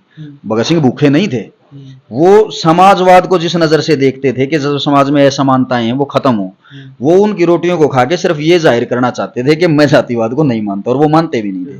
उन्हीं की आइडियोलॉजी पे मैं अपना पूरा जीवन जीता हूँ। कई बार लोग मुझे कह देते ये एटीट्यूडियल है, इसमें एटीट्यूड है। देखो इसमें भी दो चीजें होती हैं, एक एरोगेंस होता है आपका अहंकार, एक होता है एटीट्यूड। मैं यूं कहूँ मैं विकास ने डरा हूँ, यार इसमें मेरा अहंकार कहाँ है? अगर मैं ये कहूँ ना मैं विकास ने डरा हूँ, तू क्या घंटा है, ये एरोगेंस है ना, ये अहंकार है। एटीट्यूड तो ये भाई मैं विकास ने डरा हूँ, मैं अपना अपना तो मान लियो यार, मैं मान सकूँ, मैं अभी पैदा हुआ हूँ इस जमीन पे। लोग ये कह देते हैं एटीट्यूडियल है, वो एटीट्यूड नहीं, वो जो एटीट्यूड नहीं है वो मेरी डिग्निटी है, वो मेरा स्वाभिमान है, और वो स्वाभिमान मैंने जितना भगत सिंह को पढ़ा इतना अंदर मेरे आता चला गया। जातिवाद ना तो मेरे पिता ने कभी सिखाया, हमारे अंदर तो रहा नहीं। मैं अपने 99% फ्रेंड सर्कल को ये नहीं जानता कि ये किस परिवार से आता है, जब तक मैं उसके घर नहीं जा लेता या वो सामने से ना बता दे या कोई और ना बता दे। मैं 99.9% मेरे मित्रों को ये नहीं बता सकता कि ये फलां परिवार से आता है। तो एक तो जातिवाद यहाँ से खत्म हो गया। दूसरा, आपको जैसे लोग मिलेंगे वो वैसे ही मिलेंगे जो जातिवाद को नहीं मानते। वो कहीं ना कहीं इतना गजेला कि भाई विकास को वो कटवा नहीं पाए ना, कटवा नहीं पाए तो उड़त नंबर भी नहीं बढ़न दिए मेरे, इतना का जरूर। लेकिन वो मतलब 15% वो रहेगा, वो आगे भी रहेगा। आप सबके दिलों से कीड़े निकाल नहीं सकते। उससे अच्छा है कि आप औरों को अच्छा ना बना पाओ, आप खुद अच्छे रहो, बस यही है। तो मास्टर जी प्रोग्राम आपने कितने काटे और आपके कितने कटे? मन किसी का नहीं काटे आज दिन। यह बात तो फिर सारे कम हो, तो फिर ये मान ले आप दूसरा जवाब मैं काटूं किसका? मेरे बहुत कटवा रहे, मैं किसका कटवाऊं? तो वह बात फिर आगे मैं अब हालांकि नहीं कहा रहा है, दादा मांगे राम ने लिखा हुआ है कि मरती बरियां तो दुश्मन के विसर दोस्त रहना करते, जिसमें नरेंद्र भाई तो मेरा प्यारा ही मानस था। उन्होंने खुद कहा था, एक कलाकार का मैं नाम लूं तो वो एक बहुत बड़ा संगठन का पदाधिकारी बन रहा है, वो मेरा तो काली मान जाएगा, क्योंकि नरेंद्र गवाही देने के लिए हमारे बीच में नहीं है। नरेंद्र ने उसका अपना नाम लिया था। उस महीने में मैं 13 स्टेज बजा रहा था, 14 प्रोग्राम उन दोनों ने मेरे कटवाए थे, तो उस महीने मेरे पास 27 प्रोग्राम थे। उनमा नेहरू कंपटीशन में खुद नरेंद्र भाई ने स्वीकार की थी कि मैंने और फलाना ने तेरे 14 प्रोग्राम कटवाए हैं, जो तने बोंद और तिगड़ाना हमारे साथ किया उस वजह से। ये वो तिगड़ाना देख लियो, उनमें तो एक तिगड़ाना मेरे गिलरन काट में नरेंद्र के अलावा था। तो उनका मैं बोला थारा भी शुक्रिया, तो मैंने और मेहनत करनी पड़ेगी। तो इस ढंग का तो फिर इसको जातिवाद नहीं कह सकते, इसको ये हो गया कि अनप्रोफेशनलिज्म हो गया ये, कि वो अगर मेरे को फाइट नहीं कर सकते, मुकाबले में नहीं आ सकते, तो सीधी सी बात है जाऊन की चलती वो प्रोग्राम कटवा दो, यही रह गया ना। तो मास्टर जी एक और बात है, मतलब कोई भी गाड़ियां बजानी है उसमें इतनी नॉलेज होनी जरूरी है कि भाई वो किसी भी म्यूजिक इंस्ट्रूमेंट को प्ले कर ले, जैसे वो बेंजो होगी, हारमोनियम होगी, तो उससे मतलब कितना सही मानो कि भाई ये आना चाहिए नहीं आना चाहिए? आना चाहिए, आ जाए तो बहुत बढ़िया है।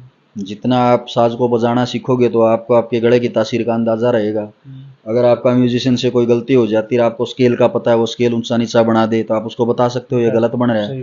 अगर बजाना आ जाए तो दी बेस्ट है। लेकिन रागनी कलाकारों पर मैं इसको पूर्णतः लागू नहीं मानता, क्योंकि ऐसे बहुत से कलाकार हैं जिनको मटका भी नहीं बजाना आता। अब तो मटका तबले के बोल कहने लग गया, पहले तो ये मटका पिटता ही था, बहुत सीधे पटे से बजता था। पुरानी कैस्टों में आप देखना, जब मासे राज किशन जी का जो दौर है, जगबीर कारौरिया जी का जो दौर है, मासे रणबीर का जो मटका है, आज भी वो सीधे बैठ का बजता है, क्योंकि उस दौर से, क्योंकि राज किशन जी के साथ वो रहे हैं और वही पैटर्न उनका चलता रहा है। और अब जो नए मटके वाले के लड़के ऐसा कि वो ऐसे ऐसे थाप बना के ले रहे हैं और उसी लय को कंट्रोल करके वो बजाते हैं। तो कई कलाकारों को तो मटका भी नहीं बजाना आता ना। अब आ जाए तो दी बेस्ट है, ना आए तो कोई जरूरी भी नहीं है, आपको आपके गले पे कमांड होनी चाहिए आपकी। हाँ जी। तो आप कौन सा म्यूजिक इंस्ट्रूमेंट प्ले कर सको? मुझे मटका आता है केवल अपना घुटना बजाना। अगर मेरे को कोई मटके पे बैठा दो, मेरा हाथ बहुत थोथा लगेगा। थोथा हाथ लगने को सबसे बेतुका हाथ मानते हैं, यानी रिदम का साज में नहीं बजा सकता। वो खाली काकर कहीं खुड़कानी पड़ जाए, आपस में बैठे हुए तो मैं खुड़का लेता हूँ उनको। मैं मतलब घड़े से, अगर घड़ा मैं केवल 5% बजाना जानता हूँ तो वो मैं 50% बजाना जानता हूँ। और आगे मेरे को बजाने की जरूरत नहीं पड़ती, जहाँ कैसे इकट्ठे बैठे हो तो फिर मैं जैसे मैं परफेक्टली बजा लेता हूँ। परफेक्ट स्टेज का परफेक्ट नहीं, मेरे लिए परफेक्ट, मेरे रियाज जितना। मैं बेंजो भी बजा लेता हूँ, मैं हारमोनियम भी बजा लेता हूँ। और उसी बजाने आने का तजर्बा ये है कि कई बार मुझे कई कलाकार कहते हैं कि विकास तने सांस लेने का पता है, इसलिए तेरी आवाज टूटती नहीं। हालांकि टूट भी जाती है, क्योंकि मेरे से ज्यादा हाई स्केल का गाने वाला होगा तो मैं टूट भी सकता हूँ, लेकिन 99% मेरी आवाज नहीं टूटी है कभी भी। मैंने अपने से, मैंने ज्यादा के नाम लेना ठीक नहीं, जिन कलाकारों से सब भागते हैं उनके स्केल भी मैंने गाए, लेकिन वो तजर्बे से गाए। मुझे पता है कहाँ मुझे दांत बीच के आवाज निकालनी है, कितनी आवाज में मैं उस स्केल को पकड़ पाऊंगा, कितनी ब्रीदिंग के साथ। ये ब्रीदिंग ही तो है जो सुर बनाती है, सांस का आना जाना। तो वो इसीलिए था कि मुझे पता है कि सारे सुर ना गाने के नहीं होते। जब हम कोई राग बजाते हैं सारे सुर वोकल थोड़ा होते हैं, कुछ सुर खाली लगते हैं, कुछों पे हम बोलते हैं। गणखरे गाने आना तो नहीं, कौन बेरा बजा भी एक आधा ऐसा हो जाए जो नया नया सीखा, ये सुर ना लग रहते रहते हैं, तो मैं उसको बताता हूँ कि ये वोकल का सुर नहीं है, ये गाते हुए नहीं लगेगा, ये बजते हुए लगेगा। वो तो जब आपको नॉलेज होगी तब पता चलेगा। हाँ नहीं, ये जैसे आप कोई ये जो खाली वो डारा रारा के बाद आप सांस ले रहे हो, वो खाली ऊपर जो लग रहा है वो खाली सुर है, उसको गले से थोड़ा लगाएगा गाने वाला। वो तो जब आपको उनकी नॉलेज होती है कि और रागनी में वो सुर बोलने जरूरी होते हैं कि काफी कम जगह हम खाली छोड़ते हैं, उस पे कोरस वाले बोलेंगे, वो आपको पता है कि यहाँ ये वोकल का, आपका वोकल का सुर नहीं है, वहां वहीं तो सांस लोगे ना। तो लोगों को जिसको पता ही नहीं होगा वो कहाँ सांस लेंगे, जिसको पता होगा वो ले जाएगा। यही। तो मास्टर जी आपकी नजर में सबसे मतलब आज का दौर का जो युवा कलाकार है सबसे सुरीला, मतलब दी बेस्ट किसने मानो आप? सारे सुरीले सब तो बेसुरा मैं हूँ। नहीं ये तो ये भाई आपका बड़ा हो गया फिर ये मतलब जिसने पर्सनली आप भी सुनना करने का हमें अधिकार नहीं है, क्योंकि हम एक को कहेंगे 10 भाई काली मानेंगे और 10 को हम ये कह देंगे वो बेसुरे हैं, तो सारे काली माने बैठे हैं। तो मैं अपने आप को ही कह लूंगा सबसे कमजोर गाने वाला हूं मैं, और मेरा धूड़ में लठ लग रहा है, 4 भाइयों का प्यार से मेरा काम चल रहा है। वैसे मैं इंडिविजुअली में जिनको सुरीला मानता हूँ, और मैं ही नहीं, उनको पूरा हरियाणा सुरीला मानता है। गढ़े की साज पे, गढ़े के साज पे सबसे सुरीले रहे माँ से सत्य फरमानी, उनसे सुरीला कलाकार ना हमने कोई देखा बाकी अंदाज सबका, जैसे मैं प्रेजेंटेशन के हिसाब से अगर मैं सर्वोपरि मानता हूँ, वो केवल गाने में मैं उनको सर्वोपरि मानता हूँ, मैं उनकी प्रेजेंटेशन से कभी सेटिस्फाइड ही नहीं होता था, क्योंकि प्रेजेंटेशन में ना प्रस्तुतिकरण में सारी चीजें चलती हैं, आप गा कैसे रहे वो भी चलता है, आप खड़े कैसे हो, आप एक्सप्रेशन कैसे दे रहे हो, आप मटकों पे हाथ कैसे चला रहे हो, आप आगे पीछे कैसे चल रहे हो, रिदम को कैसे अपने पैरों से हाथों से एक्शन करके कंट्रोल करे, वो सारी चीजें प्रेजेंटेशन का हिस्सा है। प्रेजेंटेशन के हिसाब से अगर मैं किसी को मैं बेस्ट कलाकार आज तक का मैं मानता हूँ, हमारे दौर, पुराने दौर से हमारे दौर तक, मैं महाशय आजाद सिंह खंडाखेड़ी से किसी को भी प्रस्तुतिकरण के हिसाब से टॉप कलाकार उनसे मानता ही नहीं। उनकी जो प्रेजेंटेशन थी, क्योंकि हमने जब हम सुनने भी जाते थे तो महाशय जी को का ऐसा रूप भी देखा कि आज भी हम महिलाओं के बाद गाने में संकोच महसूस करते हैं कि महिला पहले गाएगी तो हमें कोई सुनेगा नहीं। महाशय आजाद सिंह खंडाखेड़ी अपने प्रस्तुतिकरण के दम पे, उन्होंने 2 रागनियों का नंबर था उनका एक बार, और वो लेट पहुंचे थे, कहीं से आए होंगे, तो उस टाइम तक ये थी बीनू चौधरी थी, अब तो वो नहीं है हमारे बीच में, काफ़ी कलाकार थे, सरिता मैडम भी थी, वो भी हमारे बीच में नहीं रही, पासी मैडम वो गाना छोड़ के भी हैं, वो दुनिया में तो हैं, उन्होंने सब ने गा लिया था, आजाद महाशय जी लेट पहुंचे थे। तो उसके बाद भी मेरा, उन्होंने ऐसे डील किया पब्लिक को, ये डील करना भी प्रेजेंटेशन का हिस्सा होता है कि पब्लिक बोली हैं आजाद, जैसे अपना हरियाणा का ट्रेंड है, उन्होंने 2 की जगह 4 रागनियां गाई थी वहाँ, तो उनसे ज्यादा बढ़िया प्रेजेंटर किसको मान सकते हैं, प्रेजेंटेशन के मामले में वो टॉप आज तक की हिस्ट्री में। कुछ प्रेजेंटर तो ऐसे जो ब्रेन वॉश करें ना, बतौड़ मारे जाए, गारागनी गाँव ढाई फिर उन्हें लोग गाड़ दें, वैसे नहीं, बोलना आपको कहाँ है कितना है, ये प्रेजेंटेशन का हिस्सा है, आपको पता होना चाहिए कि पब्लिक कितने में उब जाएगी, कितने में आपको अच्छा मानेगी। एक आधा तो पाठ पढ़ जा, फिर कहते देख भाई गान दो, मेरा तो बोले बिना ना गाया जा रहा, वो तेरे से बोर पहले ही हो रही, वो तेरे को बंद करवा रहा है, घंटा पता तेरे को लेक्चर झाड़ दे इतना, मतलब एक आप कोई तो कलाकार इसे बात आप क्रांतिकारी किससे की सुना रहे हो, वो उसको माइथिक वे में, ऐसे भगत सिंह को माइथिक वे में यानी आस्तिक वे में डाले तो खुद ही नास्तिक था, मतलब वो बेवकूफ बनाने वाली बात मतलब है। यथार्थ का पता होना चाहिए ना आपको, वार्ता भी तभी अच्छी लगेगी, और वो इतनी अच्छी लगेगी जितनी लोग सुन रहे, ओवर हो जाता है, फिर वो ओवरलैप कर गया तो फिर आप फेल हो। अच्छा, ये जो मतलब अपना गेटअप हुआ है, अपना जो वैलेट हो, ये कितना मतलब इम्पोर्टेंट हुआ अगर एक कलाकार के लिए? गेटअप मतलब परिधान, ड्रेसिंग सेंस, मायने तो सारे रखती है बहुत अच्छा मायने रखती है, मतलब आप लोगों को अच्छे खड़े होते नहीं अच्छे लग रहे, शुरू में तो फिर गाते हुए क्या लगोगे, और first impression is last impression, आपका ड्रेसिंग सेंस तो अच्छा होना ही चाहिए। तो मास्टर जी, फिलहाल आपका मतलब पार्टी में, आपका बेड़े में कौन कौन कलाकार हैं जो साजन दे? मेरे गुरुजी हैं, मेरे साथ ही जाते हैं, वो बेंजो प्ले करते हैं मेरे साथ, और भाई संदीप है नारायणोंद से, मेरे पार्टी का सबसे छोटा हिस्सा, उम्र का हिस्सा तो क्या, पार्टी का जो हिस्सा वो उम्र में सबसे छोटा है, भाई संदीप है नारायणोंद से। कुलदीप बाणिया है जो मेरे टीम मैनेजर हैं, और कैश का जो मामला देखते हैं, साज के अलावा उनकी ड्यूटियाँ, साज तो सभी बजाते हैं, ये साज नहीं है, शौकत अली जी डेगाना से, और भाई नरेश है नोड़था से, जो दादा मांगे राम के सबसे बड़े शिष्य रहे मदन लाल सांगी के सुपुत्र हैं, वो मेरे साथ हैं। भाई ईश्वर है लाखन माजरा से, जो पहले भाई अमित के साथ होते थे, वो वहाँ से आगे तो मेरे पास हैं ये लोग।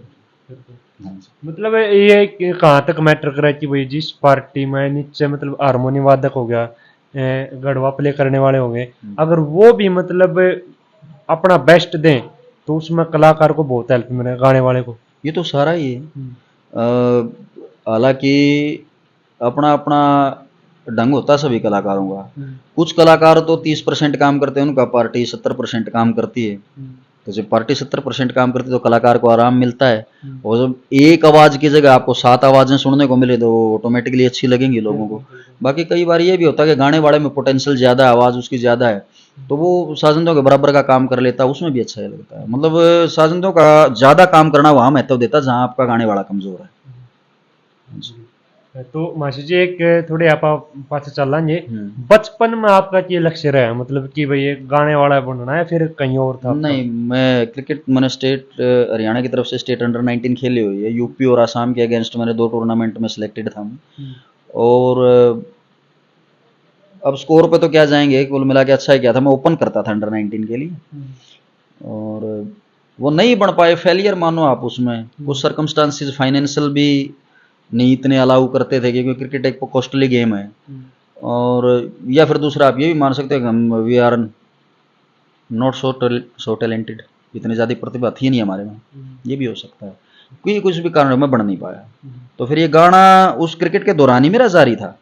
क्रिकेट से मैंने अगर बिल्कुल रिलीव ली है तो वो ली है मैंने 2011-12 में।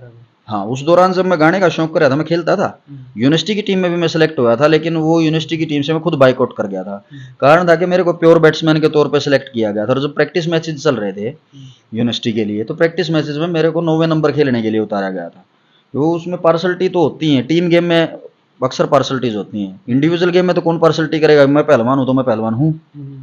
तो टीम गेम में पार्सलिटी होती है कि वो मैच चल रहा है और लास्ट टाइम में जो स्लोग ओवर होते हैं, जिनको डेथ ओवर बोलते हैं, स्लोग ओवर्स में मेरे को भेजा गया था, और स्लोग ओवर में क्या, ओवर ही एक बचा हुआ था, उस एक ओवर में रन बनाने थे हमने 7, जिसमें से मैं 5 रन बना के आ गया था, क्योंकि एक बैट्समैन को ना सेट होने के लिए जगह चाहिए, प्योर बैट्समैन तो टाइम लेता है। अब मैं ना इतनी मेरी देही थी, आज मैं जितना, इससे भी मैं बहुत पतला होता था उस टाइम, आपके हिसाब से मान सकते हो आप जैसे। तो वो मैं हिट कर नहीं पाया, 5 रन बने, वह 1 रन से वो मैच हम हार गए। तो सारा दोष मेरे ऊपर डाल दिया जी, विकास नहीं बना पाया 7 रन। और जब कोच से रिव्यू करते थे ना मैच का, तो मुझे लगा, मैं बोला सर मैं प्योर बैट्समैन खेल रहा हूँ, मैं ओपन करके आ चुका हूँ हरियाणा अंडर-19 के लिए, तो मेरे को मिडिल ऑर्डर तक नहीं खिलाया गया। और लास्ट में जाके एक टैलेंटर की जगह आप टैलेंटर की तरह सोच रहे हो कि मैं छक्के उड़ा के आ जाऊंगा, मेरी स्ट्रेटजी तो है नहीं वो, ना मेरी स्ट्रेंथ है वो, तो मैं कैसे कर सकता हूँ। जितना मेरे से बना मैंने कर दिया, और एक मैच के 2 ही पहलू हैं, या आप हारोगे आप जीतोगे।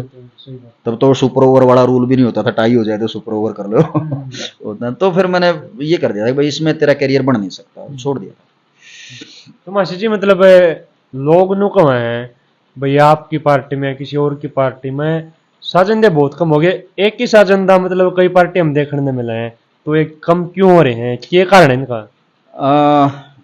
ये दौर बदल गया।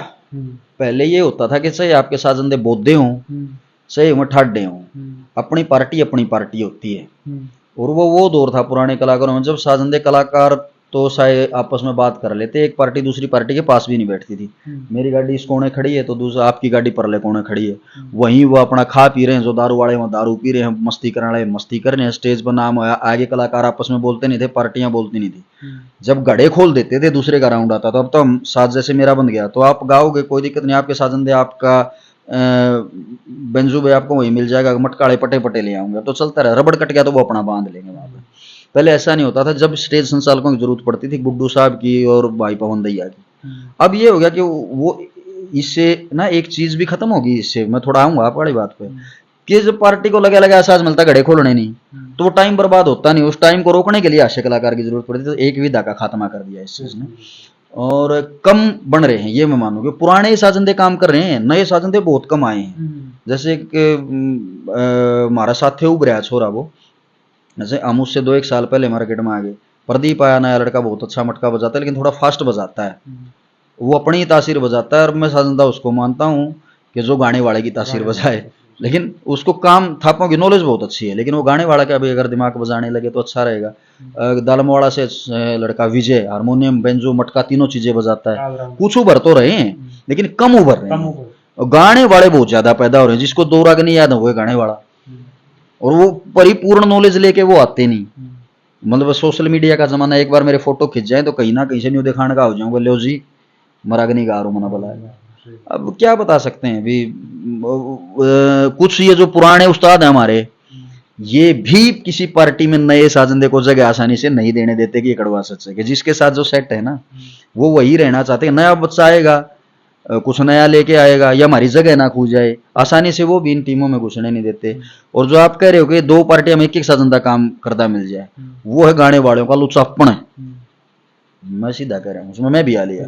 वो क्या है कि आपका परसेंट सेट है, आपने साजंदे चाहिए कोरस वाले समेत 7, आपके साजंदे हैं नाराज, आप क्या करोगे कि भाई ये भी राजी हो जाएंगे, इन थोड़ा बढ़ के पैसे मिल जाएंगे तेरे हिस्से के अलावा, 7 आदमी चाहिए ना, मत एक कोरस पे बैठ जाए, एक मटका वाला है तो बैठाना है, घर से 7 की बजाय वो 6 लेके चलेगा, एक दूसरे का बैठा लेगा, ये तो गाने वाले की कमी है ना। वो घर से ही अपना परफेक्ट लेके जाए, पूरा लेके जाए, लेकिन उसमें कई बार जो हमारा परिवार ही है ये पार्टी, इसकी डिस्प्यूटिंग से बचने के लिए, या फिर कुछ कलाकार ऐसे जो ईमानदारी से हिसाब नहीं करते, वो क्या करते हैं कि मतलब मैं नाम नहीं लूंगा, पापा बैठक में बैठे थे जिनके जिक्र चल रहे थे, नाम यहाँ नहीं लेंगे हम कैमरा पे, तो वो क्या करते हैं कि अब अपने 2 या 3 मेन साधन दे लिए, सारे उड़े बैठा लिए, उन नदिया 500 700 दिहाड़ी उन पर बजवा लिया है। तो ये गाने वालों का लोचापन मानो आप इसमें, इसलिए नजर आते हैं वो एक एक पार्टी 2 पार्टियों में 3 पार्टियों में वो कुछ ही साधन दे बजाते हैं। तो मास्टर जी इंटरव्यू मतलब बहुत ज्यादा लंबा हो गया है। मैं तो आप जितना पूछोगे मैं बताता रहूंगा, आप जहां समअप करोगे ना। इसको इस तरीके से समअप कर देना। एक इंटरव्यू तो देखो जी ऐसा ही होना चाहिए, क्योंकि बैक कैमरा लोग बहुत कुछ ये मतलब जानने की कोशिश रखे कि बैक कैमरा कैसा, आप मतलब अगर आप यहाँ तक सेटिस्फाइड हो तो आप यहाँ रोक दो, आप और नहीं, पूछना चाहते तो, और लगभग वो आपकी इच्छा है। मेरी तरफ से तो मतलब ऑल डन मानो आप। जितना आपने पूछा मैं जितना उसका संतोषजनक जवाब दे पाया मैंने कोशिश की। कोई भूल रह गई हो तो फिर मैं दर्शकों से भी क्षमा याचक रहूंगा उस चीज के लिए, आप लोगों से भी। आप जहाँ इसको समअप करेंगे वहां समअप करेंगे। बिल्कुल आपकी इच्छा से है ये तो। नहीं, 1-2 सवाल और कराएं उसके हाँ, बाद कोई बात नहीं। तो मासी जी मतलब उस दौर में जब आप आए थे तो लेडीज कलाकार भी गाया करती, तो आपने किस किस के साथ गाया? सही बताऊं तो जो अच्छा गाने वाले लेडीज कलाकार थे ना वो हमारे दौर से पहले ही जाने। पहले चलिए। जैसे मैडम पासी का मैं डायरेक्ट फैन रहा हूँ, आज भी फैन हूँ मैं उनकी गायकी में। और कोमल गले की कोमलता को देखना है आपने तो मैडम सरिता का गाना सुनो, सुरीला गाना। दोनों ही बहुत सुरीली कलाकार थी, लेकिन फर्क इतना था कि मैडम पासी का जो ठेल गड़ा था मर्दों की तरह, और मैडम सरिता का जो गड़ा वो एक कोयल की तरह कोमल, वो जो महिलाओं का जिस तरह का एक टोन होती है। और ये थी नीलम, बहुत अच्छा गाती थी मैडम, वो तो फिर लाइन ही छोड़ गई। एक एज फैक्टर होता है, महिला ऑटोमेटिकली ना उस एज फैक्टर के बाद चाहे फिल्मों में चले जाओ, हीरोइन जैसे ही मैरिड हुई उसको काम मिलना एक मेन हीरोइन के तौर पे कम हो जाता है, तो वो उम्र का पड़ाव उनको भी शायद। तो हमारे दौर में जो गाती थी लड़की जो मेरे स्ट्रगलिश टाइम में ही मेरी ड्यूटर बन गई थी, सोनिया दैया। सबसे बेस्ट सिंगर मैं उसको अपने टाइम की मानता हूं अगर केवल गाने को सुना जाए तो। लेकिन फिर वो धीरे धीरे जैसे आपको काम कम मिलेगा ना तो आपकी प्रैक्टिस छूट जाती है। उसके बाद हालांकि वो थोड़ा डिसबैलेंस भी हो गई थी, लेकिन जब वो कंटिन्यू काम कर रही थी तो हमारी उम्र की लड़कियों में वो गाने के हिसाब से, लेकिन लोगों की डिमांड होती है हाइट, रूप, पर्सनैलिटी, फेस, उसमें वो थोड़ा सा मार खाती थी। बट गाने के तौर पे वो हमारे टाइम में जितनी लड़कियां गाती थी सबसे टॉप लड़की होती थी। तो मासी जी बीच में मतलब एक ये चीज तो बिल्कुल विलुप्त हो गई थी, बदनाम भी हो गई थी कि भाई थोड़ा चटपटा भी बोल रहे हैं, डबल मीनिंग भी कर रहे हैं, तो क्यों करया करते, जरूरी हुआ करता है फिर पब्लिक डिमांड पर करया करते? नहीं, पब्लिक डिमांड नहीं होती थी। जब वो दंगली प्रोग्राम होते थे ना वो किलकी मार प्रोग्राम हुआ करते, उसमें जो जितनी बढ़िया किलकी मरवा जाए वो स्टार होया करता। वो उस कलाकारों की मजबूरी होती होगी, हालांकि हम तो उस दौर में कलाकार बने ही नहीं। ये मेरा मानना है कि ऐसा होता होगा, वास्तविकता तो वही बताएंगे वो क्यों बोलते थे।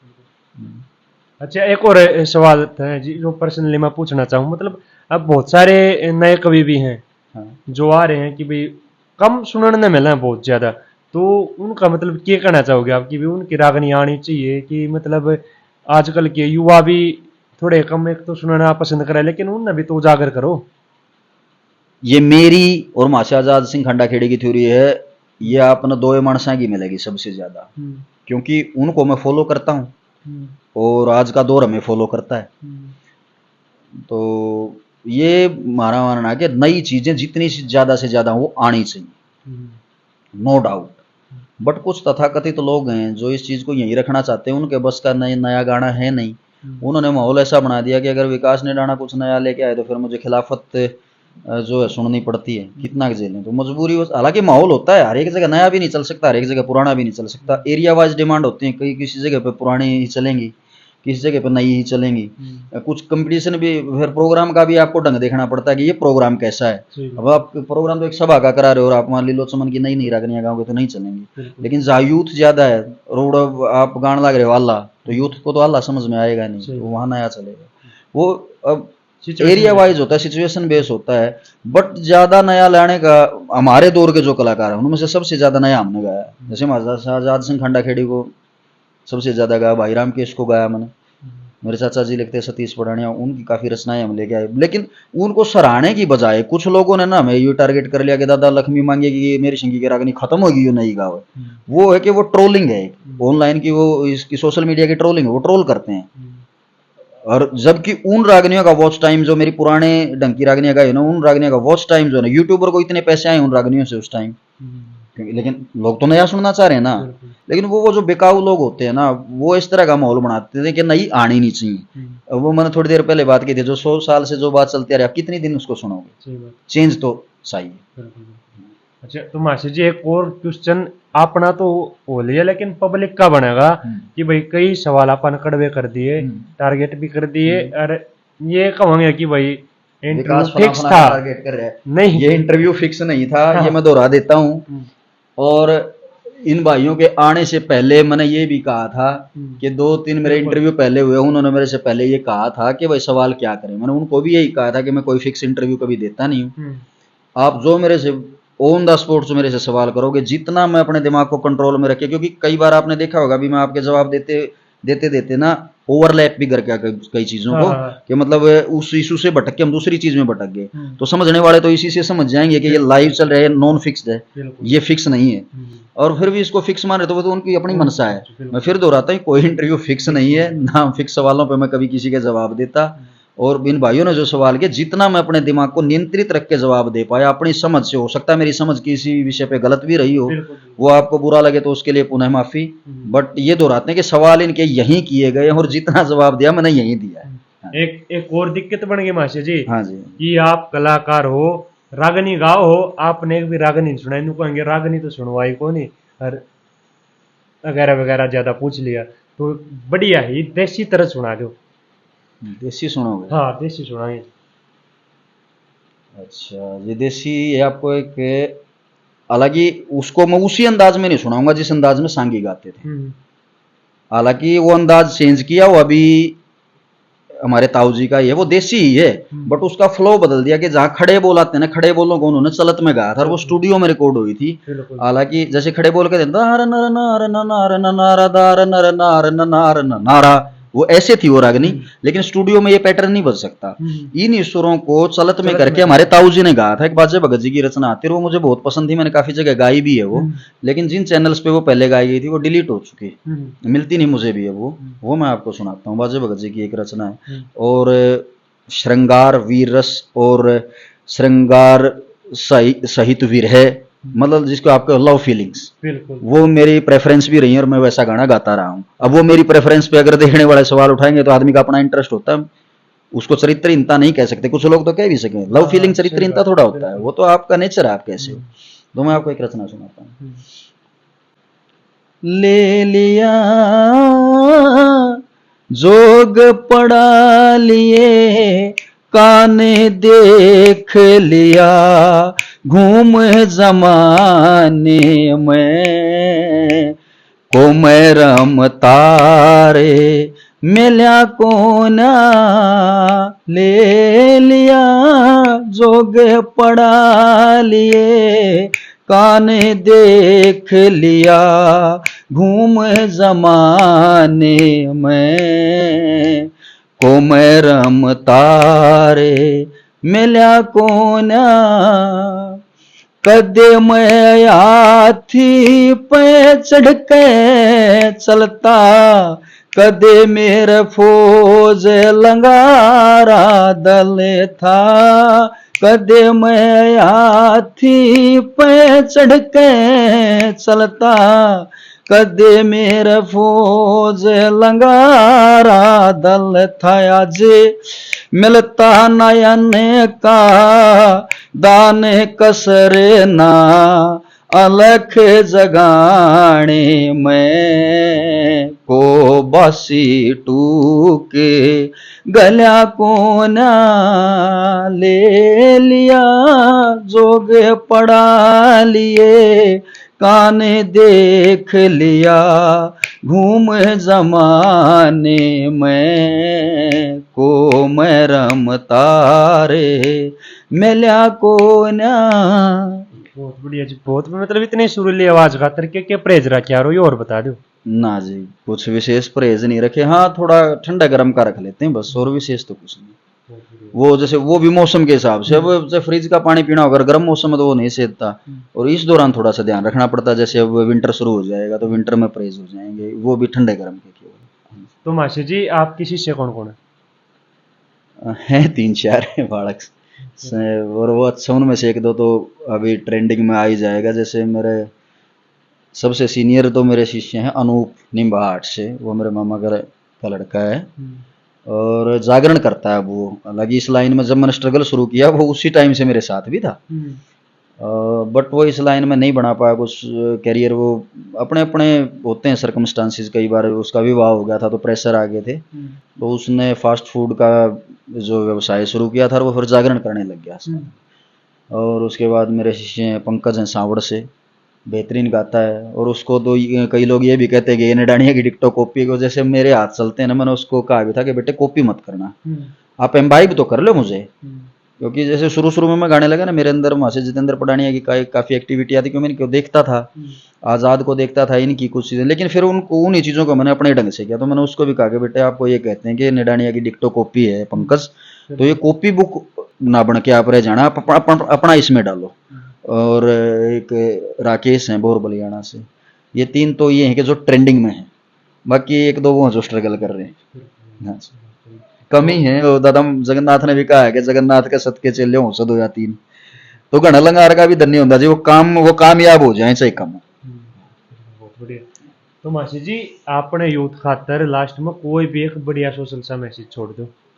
भाई सोशल मैसेज तो यही है, शायद मेरा सोशल मैसेज भी कई लोगों ने नहीं सुना हुआ है। मैं तो ये कहूँ देश के हालातों के प्रति जागृत रहो, उनको सुधारने के लिए प्रयास किया। मैं ये नहीं कहूँगा कि आप राग और कह दें अब अपना कल्चर सुना करो फलाना, नहीं, आपको रागनियाँ पसंद है आप रागनियाँ सुनिए, आपको वेस्टर्न पसंद है आप वेस्टर्न सुनिए, आपको पॉप बिल्कुल वेस्टर्न जो वेस्टर्न कंट्रियों में बजता वो सुनना वो सुनिए, हरियाणवी पॉप सुनना वो सुनिए, जो आपको क्लासिकल की समझ है।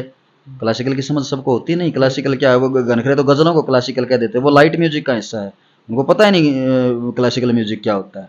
क्लासिकल म्यूजिक के अंदर तो शब्दों के बगैर भी गाना सुनाया जा सकता है, आपको उसकी नॉलेज है तो आप वो सुनिए, और आप रागनियों पर केंद्रित रह सकते हैं, भाई हमारे जिसे अभी काम चला रहा है वो आपका भला होगा, वो भी आप सुनते रहे जो आपका इंटरेस्ट है। बट देश के जो हालात हैं, समाज के जो हालात हैं, उनके प्रति जागृत रहिए, जितना आप उसके लिए कर पाएं आपका योगदान अविस्मरणीय रहेगा सदियों सदियों तक, जब तक आपका नाम रहेगा उसके लिए जितना आप कर पाओ आप कीजिए।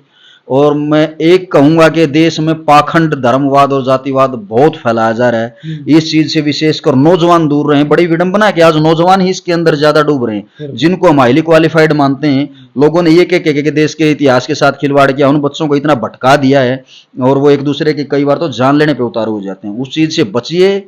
आपको मैं बता दूं आपने पढ़ना है क्या, आप किसी और को ना पढ़ पाए, किसी भी बड़े लेजेंड को, फ्रीडम फाइटर को आप ना पढ़ पाए, एक इंसान को पढ़ लो आपका जीवन ही बदल जाएगा। भगत सिंह को पढ़िए, इनकलाब जिंदाबाद का असली मकसद और मतलब समझिए, ये देश बदल जाएगा। मेरी तो यही गुजारिश है। बहुत बढ़िया बहुत बढ़िया।